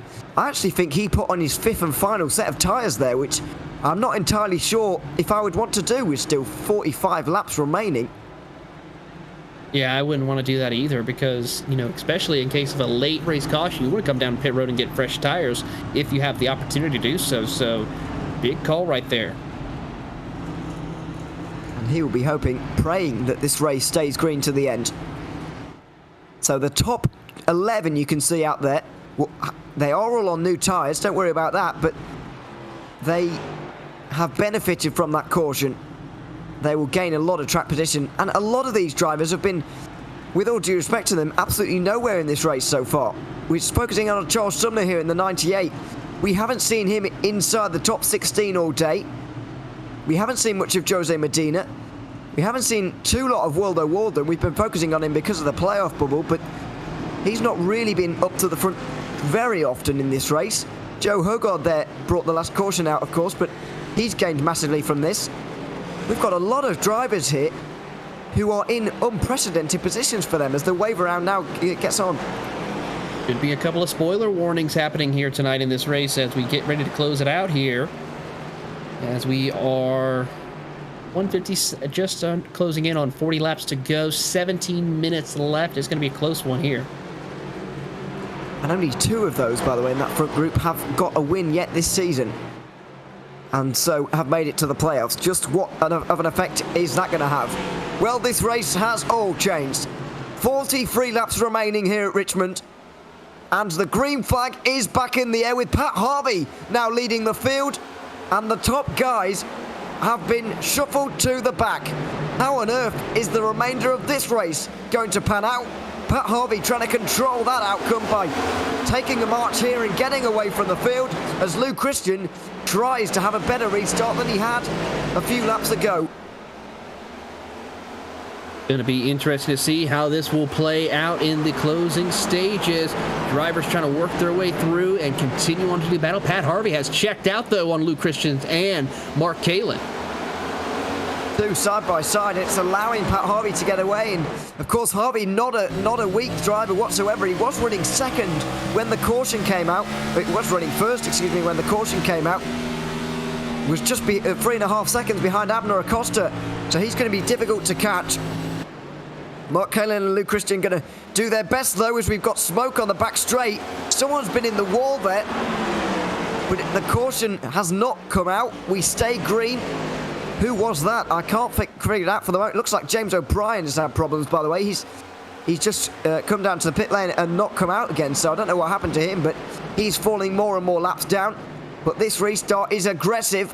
Walden and Christian go side by side. This is so important for the playoffs.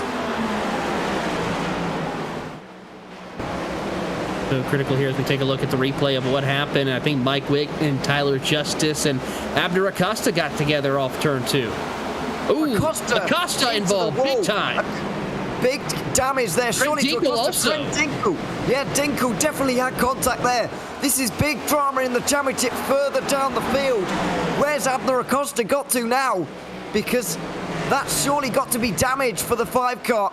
And Trent Dinkel all of a sudden has an opportunity not to be missed. 13th position for him now. Where's Abner Acosta? He's up to, well, let's see. This is the replay on board with Dinkel. There's just not a lot you can do, but he definitely had contact with Mike Witt there. All sorts of main contenders for this race having big contact. Big contact indeed. That's just going to cause a lot of chaos here in this race and towards the finish as we watch on and see who will be able to come out on top. Where is your drivers of Acosta? He's in 19th. As for our driver Trent Dinkel, he's in 13th. And Joshua Daniels, 3rd place in the championship, 22nd. So none of the top 3 in the championship at the moment are inside the top 10. Never mind the top 3, never mind the top 5. Trent Dinkel's the best place of the top 3. He's in 13th place. A remarkable race here at Richmond. As Tyler Justice has had things go back from bad to worse as well. He was also involved. He's got no sets of tyres left on pit lane.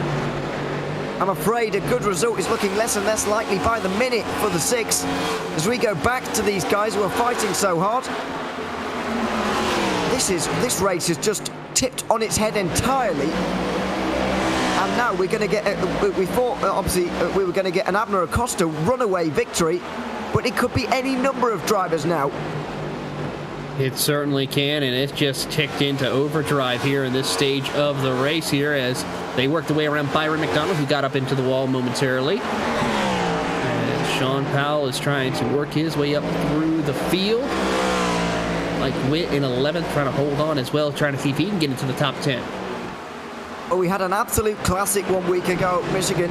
11 thousandths of a second separating the 2 championship rivals, Trent Dinkel and Abner Acosta. This week, it's another classic, but for totally different reasons.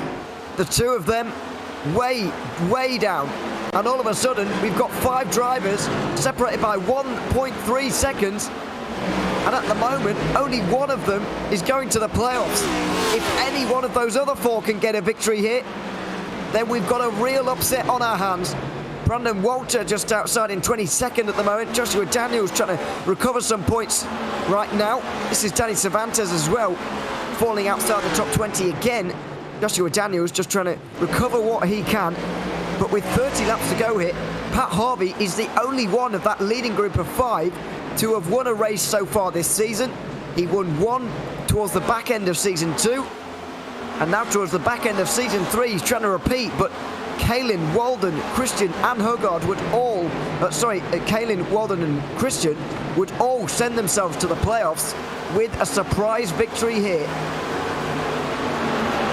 The question is, can Kaylin or Walden try to find a way to catch up to Pat Harvey? He currently has a half a second lead over these 2 as the laps continue to wind down.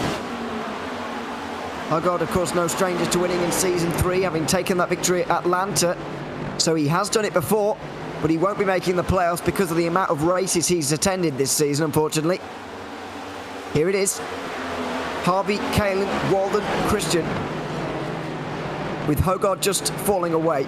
29 laps to go as we complete this one, with Dinkel and Acosta separated by 3 positions and 3 points at the moment. Dinkel would extend his lead to roughly 5 points, although I think that what we can decipher from that is that it's going to stay very, very close heading into the final 2 rounds. There's no doubt about that from here. Pat Harvey, though, just extending that margin 7/10 of a second as this run goes on. He's just getting better and better. He certainly is just getting better and better, and he's going to continue to do so as he works his way through the middle of turn 3 as we watch the battle for 7th between Steve Loving and Adam Zemke. This is the battle for P6 on the track. These guys are new heights as well. Zemke has been exceptionally careful in these runs, actually, on the tyres, but now that he knows the distance to the end, he knows that everybody's got the same assignment here, he can finally push, and he's showing what he's made of here. 6th place for the 57. Steve Loving struggling to keep up at some points as well.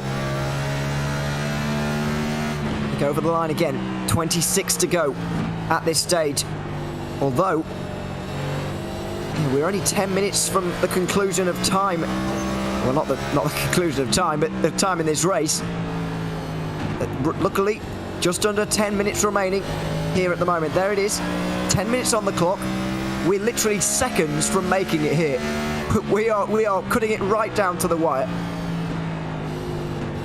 Hold on to your horses, everyone. This is going to get exciting. Pat Harvey has checked out to about a 1.1 second lead over Mark Kalin. Waldo Walden holds on strong to 3rd, but he's got to hold off Lou Christians, who's in hot pursuit for a podium finish here tonight. Waldo Walden has not finished inside the top 5 for weeks now. He's not finished inside the top 5 in season 3 yet, and so he's been slipping and sliding in the points tally. Now is his chance to maybe gain a few back, but they can't afford to wait around for much longer.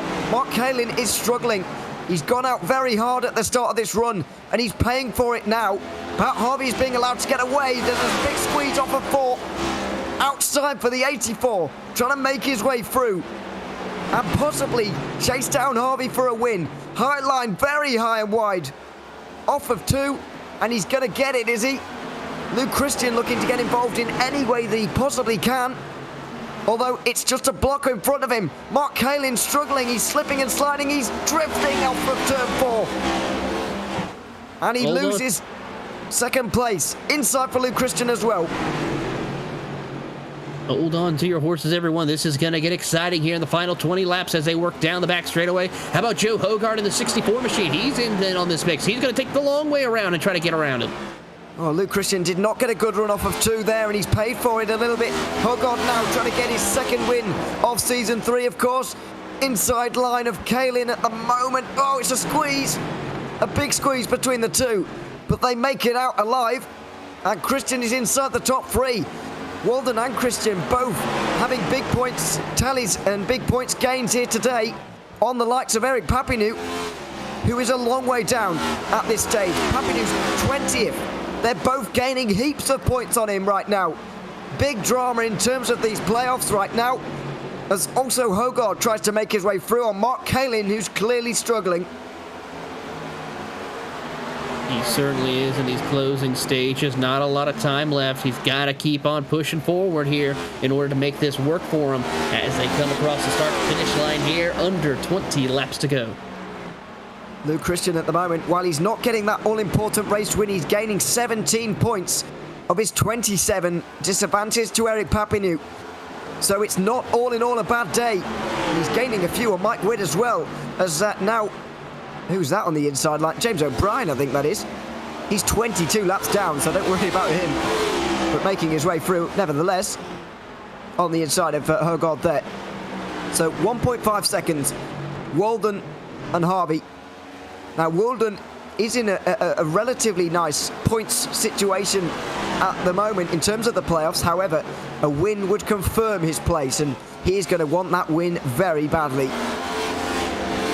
He certainly is, and he's going to want to try to make sure he can guarantee him a chance of moving on into the playoffs for next season, and as well as have a shot maybe to move up a little further in the regular season for this season of season 3.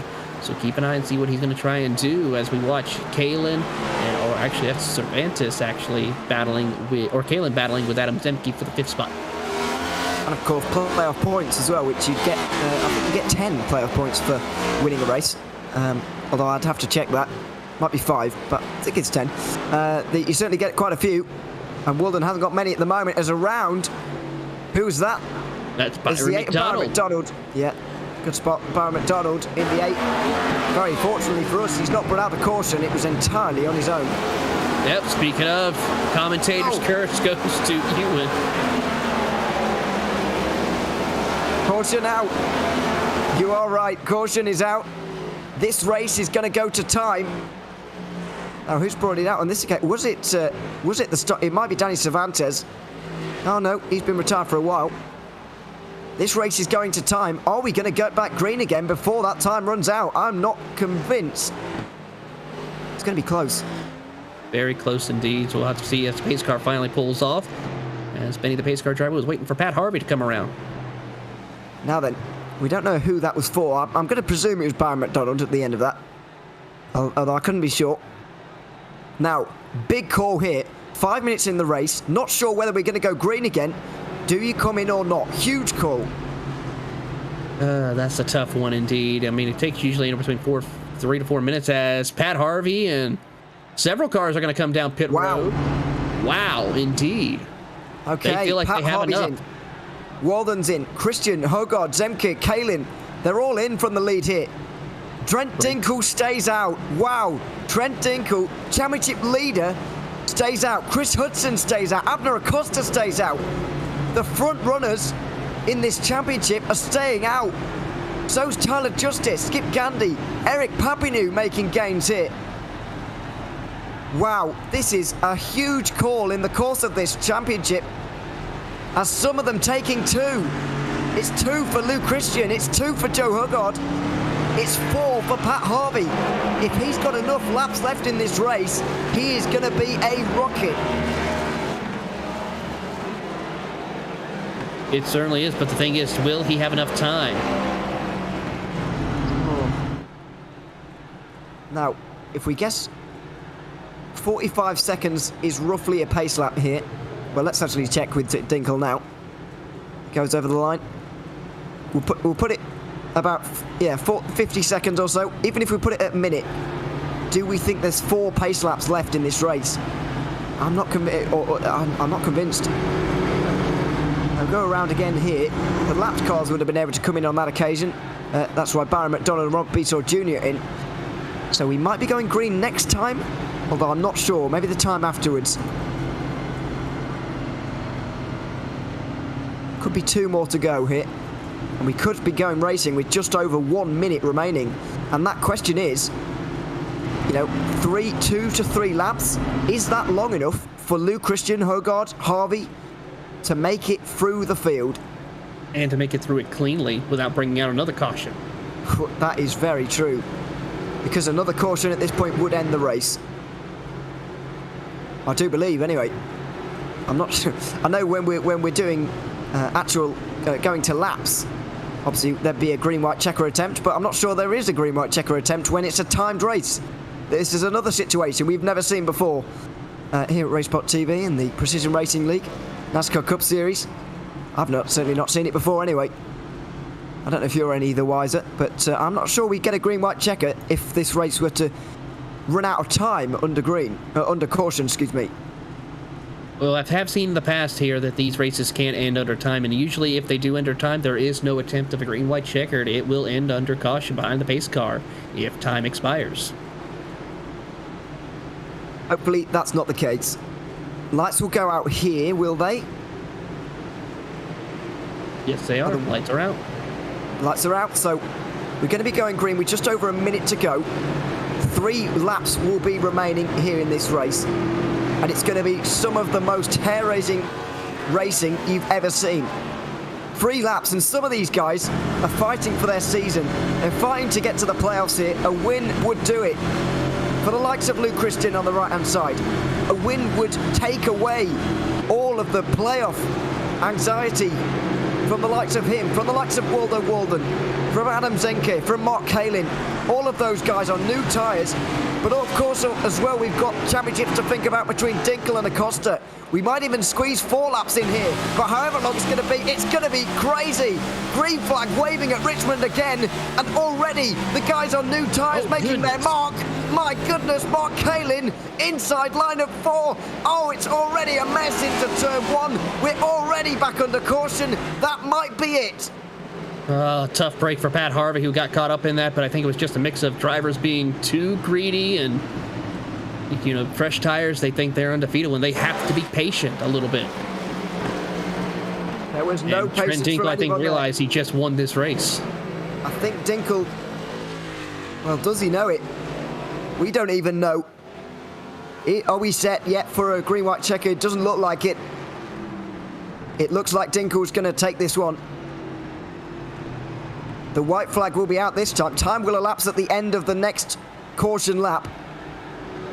And I don't think we're going to see another lap of green flag racing. It's exactly almost what you anticipated, really. If this race stays green, then we might have a race on our hands, but there was a high likelihood it wouldn't, and this is exactly why. It was destined to be like this from the very start. Yep, drivers spun the tires towards the back half of the field, and then there's the contact in the pile up, people just sending it in deep, and I thought Brandon Walters nearly getting by with it by the skin of his teeth. Dear me. Cars everywhere. Chaos at Richmond. And an amazing race. Unfortunately, coming to its conclusion, it will be the final lap. We will end up under caution. We will end up behind the pace car. But Trent Dinkel will not care, because he's set to take another win in Season 3 of 2022. They come over the line. A smile rises to his face. Although we've still got the final lap on our screen at the moment.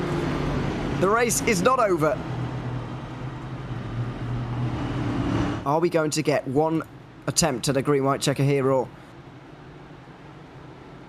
are we going to see the checkered flag this time? It is a mystery. Time has expired on the clock.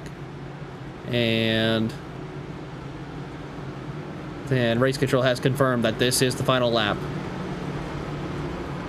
So maybe one lap longer than we anticipated. We did have to wait to see the white flag and then the checkered, but it will all end under the pace car. Trent Dinkel, what a day he's had. Up and down, more than a yo-yo, but he's managed to end it on the up, and he takes his 5th win in the NASCAR Cup Series at the Precision Racing League. It's another victory for a driver with now 16 victories in, now 9 victories in PRL NASCAR Cup Series history. Not as exciting of an end as we saw 1 week ago, but a very exciting race, and in the end, that pit call to stay out really decided it in the end. It's another victory. 5 wins in 8 races of Season 3 for Trent Dinkel. And possibly the most unexpected to date. What a strong performance by Trent Dinkel as he brings it home, and that now brings the championship even closer between the two competitors, because they both finished 1-2. They did. So Dinkel will gain 1 in terms of the points, in terms of the finishing positions, but we're not entirely sure on the bonuses just yet, and so we'll have to figure out after the race. Either way, it's going to stay very close. He has a huge crash there with Adam Zemke just after the flag. But it's delight again for Dinkel. Trent Dinkel, 5th win of the season and 9th in PRL NASCAR Cup Series history. Under caution after just short of the allotted laps. Abner Acosta followed him home with Chris Hudson 3rd again. It's a mirror of last week's top 3, with Tyler Justice and Mark Kalin getting a top 5 with that aggressive move into turn 1. Skip Gandy, Lou Christian, Steve Loving, Eric Papineau and Adam Zemke round out your podium. Waldo Walden lost out on places on that last restart, and he'll be disappointed. So did Joe Huggard and Mike Witt there, important for the playoffs. Jose Medina and John Sumner round out the top 15 with Brandon Walter, Sean Powell and Joshua Daniels probably disappointed after running inside the top 10 for most of the day. Pat Harvey so unlucky on that final restart to end up 19th. Elliot Butler rounds out the top 20. Byron McDonald was 21st. Robert Bisor Jr. finished 1 lap down. Tom Amassi finished 2 laps down after getting trapped under the first caution. James O'Brien came out to see the checkered flag, but he was 21 laps down. Danny Cervantes did not. He ended up 25 laps down. Ryan Jones, Eric Carr, Clayton Hammond, Joe Guerra also did not get to the end and retired from really quite early on in that race. And what a race it was. 5 laps short of the promised 200. We did get to the checkered at the end. We didn't get our grandstand finish, but it was so entertaining from start to finish. I guess in the end, that pit call from Trent Dinkel under the final caution decided the race in the end. It certainly has, and of course it's an exciting and exhilarating victory. What a way to kick off the last 2 races. Of course, the road course at Watkins Glen next Sunday, and then, of course, the season finale at Daytona for both the regular season and Season 3. So, everyone, I gotta say, just hold on because it's about to get even more exciting. Certainly will. We'll make sure you join us for those races. But before we let you go tonight, let's have a quick chat to some of the drivers after that race, shall we? Starting with Chris Hudson, who's third for the second week in a row. In much different circumstances, I think it's worth adding. But either way, third again, Chris. I mean, crazy end to that race. You somehow, with that penultimate caution, or third last, I've lost count, you ended up right down the back, and then with the penultimate one, you ended up right down the front. What on earth was the last 50 laps like for you as a driver? Yeah, it was, I would say, a roller coaster of emotions. It was just, I thought we were done for there when we got caught out on that yellow flag. And, the next one came out, and it was just real tight. We were talking on the radio with the team trying to figure out what are we going to do for this last caution. Are we going to pit? Are we going to not? I saw Trent duck out there at the last minute. So I did the same. And I found myself at the front. So it worked out. Yeah, I mean, what is kind of the discussion at that point with your teammates when, there's 5 minutes on the clock, which we rarely ever see in stock car racing. It's very rare. You're under caution. We don't know how many laps are remaining. We don't know. We know very little. What is the kind of discussion at that point? Well, you're trying to watch what other people are doing, but honestly, it just is a last split-second decision. And I think it could have gone either way. I mean, that could have been the wrong call. We could have got ate up by the cars that got new tires. So, it's just a crapshoot, I think, at that point. So, but luckily we picked the right way for this one and ended up third. Absolutely. Another nice result for you there, Chris. Congratulations on the third place, and thanks very much for coming to have a chat with us. All right, thanks. Appreciate it. Thanks very much. Chris Hudson, third here at Richmond here today.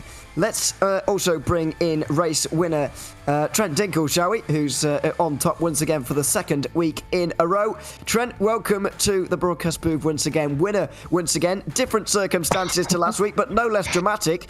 Want to talk to you a little bit about that last caution and your decision to stay out. Ended up being the right one. But what was your reasoning or what was your thought process heading down towards the cut line and the decision between going in and not?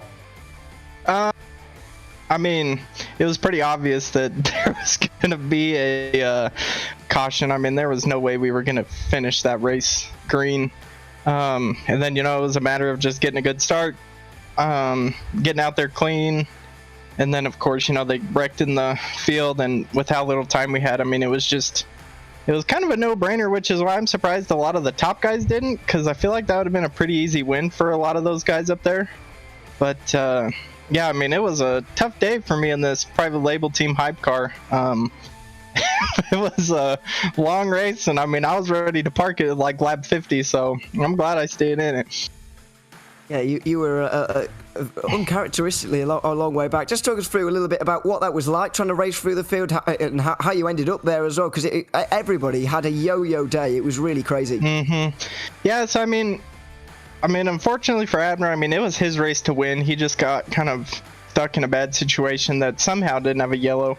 But I think I pushed too hard in the beginning because I had done a lot of long runs just in case we went long, and we did. And I think the couple times I, got a whiff of Abner's left rear, right rear, I was pushing after it too hard, where I think if I would have, waited a little bit, I probably would have just passed him on raw pace. I mean, granted, he's super fast, so I might not have been able to, but then when I got stuck back in the field after I pit and went a lap down, yeah, I was cruising really slow, and I mean, I had 20 lap older tires and everybody around me, and I was still making up positions, and then we finally got some cautions that helped out, and then, that one last little wreck should have been a caution, and I probably lost 4 or 5 spots because I just stopped driving because I thought the yellow came out. But yeah, I mean, a crazy day. I'm happy with the win. I know Abner probably still gained points on me at the end of the day, but at least it'll keep it close for next week in Daytona. Absolutely, it will be very close indeed. Look forward to seeing you again at Trent over the next couple of weeks. Congratulations on the win though tonight, and we'll see you again next week. All right, thank you. Yeah, we'll see you. Thanks very much. Trent Dinkle, first place here at Richmond today. Let's talk to the man who was just runner-up once again for the second week in a row, shall we? Abner Acosta, who will just bring in now and join us. Abner, welcome to the broadcast booth again. Second place for the second week in a row, unfortunately for you. I mean, it was a chaotic final restart, or at least the final one you spent back in the pack anyway. Just talk through a little bit about those final couple of restarts, because as Trent referenced there slightly, you did get involved in a fairly hefty incident actually towards the end of that race. Yeah, one of the restarts, I don't know, I was like 6th place, and because of the whole cycle, and I guess Tyler Justice decided that he was going to send it 3 wide on turn 1 and 2 and 3 and 4 in the middle for no reason. So I don't know, pretty upset about it. He apologized, but it's just not a very smart move. I don't know I literally don't know what he was trying to do. Forcing it with like 50 laps to go. Just very bad move on his part, and it cost me my race, but somehow I got lucky and got 2nd place. But, fighting here for a championship, and then you have someone that's fighting for nothing and just ruins your race, which sucks. But I'm still in it, so got kind of lucky. And yeah, we'll see what happens. We obviously know that Watkins Glen is coming up next week, and obviously you'll be fancying your chances. I mean, this championship is so close between you and Trent, and you guys are just trading points. You're almost scoring the same points every single week. It's outrageous, and the gap between you is remaining so close. Do you actually think that this championship could even come down to kind of who gets involved in accidents at Daytona at this stage? Because it is so close that kind of thing. Do you think that kind of thing could affect or even decide this title this year? Or this season, sorry. Yeah, for sure. Especially how, we have people making moves like those ones they're doing today. Anything can happen. I mean, even a black flag and, green flag pit stops in Daytona could mess you up. Anything can happen. Like, I know Trent has some bad luck there at the beginning. Got in an accident or something, and then it looked great for me, and then, I got on that other, caught in the other incident. So it could, at any point of the race, it's definitely going to go down to the wire and somebody getting some sort of bad luck. And I don't think there's enough races for me to put like a big cushion on it. I guess next week, and Trent is, I guess he's pretty good in road courses too. So I'm sure it's going to be me and him fighting at the front again. So yeah, Daytona, it's definitely going to be the gamble here. And we look forward to it greatly. Abner, look forward to seeing you again over the next couple of weeks, but for now, congratulations on 2nd place, and we'll see you again very soon. Thank you, guys. Have a good night. Thanks very much. Abner Acosta, 2nd place here at Richmond once again. And finally, Mark Kalin joining us now from 5th place here in the 62 car. Mark, welcome to the broadcast booth. Good to have you here. I mean, talk to us about that very final restart with about 1 minute to go. You absolutely sent it into turn 1. What was that all kind of craziness like? It was intense. At the very least, it was very intense. And I knew with the clock winding down, people were going to make moves. So once I saw someone spin their tires ahead of me, I was like, all right, it's on, let's go. And so I made a move under Pat. He kind of started coming down, so I had to go down to the apron to keep from hitting him. Ended up getting around Lou as well. Got really lucky with the flags. Didn't get a flag for passing before the start finish, and really worked out. And at the time, I thought I hit someone to go up the track and start that wreck, but I didn't touch a soul. So I'm very happy with the way that finished, from starting that restart on 11th place and making it up to 5th. So I will take that every time. Absolutely, but I mean, do you even think about if that race had gone a bit further, because there were still maybe 2.5 laps remaining in that race, if somehow we'd managed to stay green in all of that mess? I mean, do you wonder what could have been, and it could have been a race win for you, or does that not really cross your mind at this point? Oh, it absolutely crosses my mind. I think if that were to stay green, I think I could have gotten very close to possibly winning that race with everyone else staying out on old tires and me having fresh 4 good years on there. I think it would have been close, or at least a heck of a show. It certainly was, and it certainly was a heck of a show. You were very much part of it. Congratulations on the top 5, Mark, and we look forward to seeing you again next week. Thank you, gentlemen. Y'all have a good night. Thanks very much. Mark Kalin, 5th place here today at Richmond. That will just about do it, though, for us here tonight. An extremely exciting race. 5 laps short, unfortunately. However, nevertheless, very exciting indeed. And we're expecting another one coming up at Watkins Glen in 1 week's time. Same time, same place, 8:30 ET on Sunday night, of course. Where else would you want to be on a Sunday night other than here at the Precision Racing League in the NASCAR Cup Series? It's going to be very exciting indeed. So make sure you join us for that. But for now, we will bid you farewell. It's been an enthralling race here at Richmond. After close finishes 1 week ago, we've had all sorts of roller coasters here today at Richmond. What could possibly happen next week when we visit Watkins Glen? Tune in to find out. I've been Yoda Leary alongside Taylor Burris, and Hugo Louise has been behind the cameras. And until we see you again next week for more Precision Racing League and NASCAR Cup Series action, it's goodbye for now.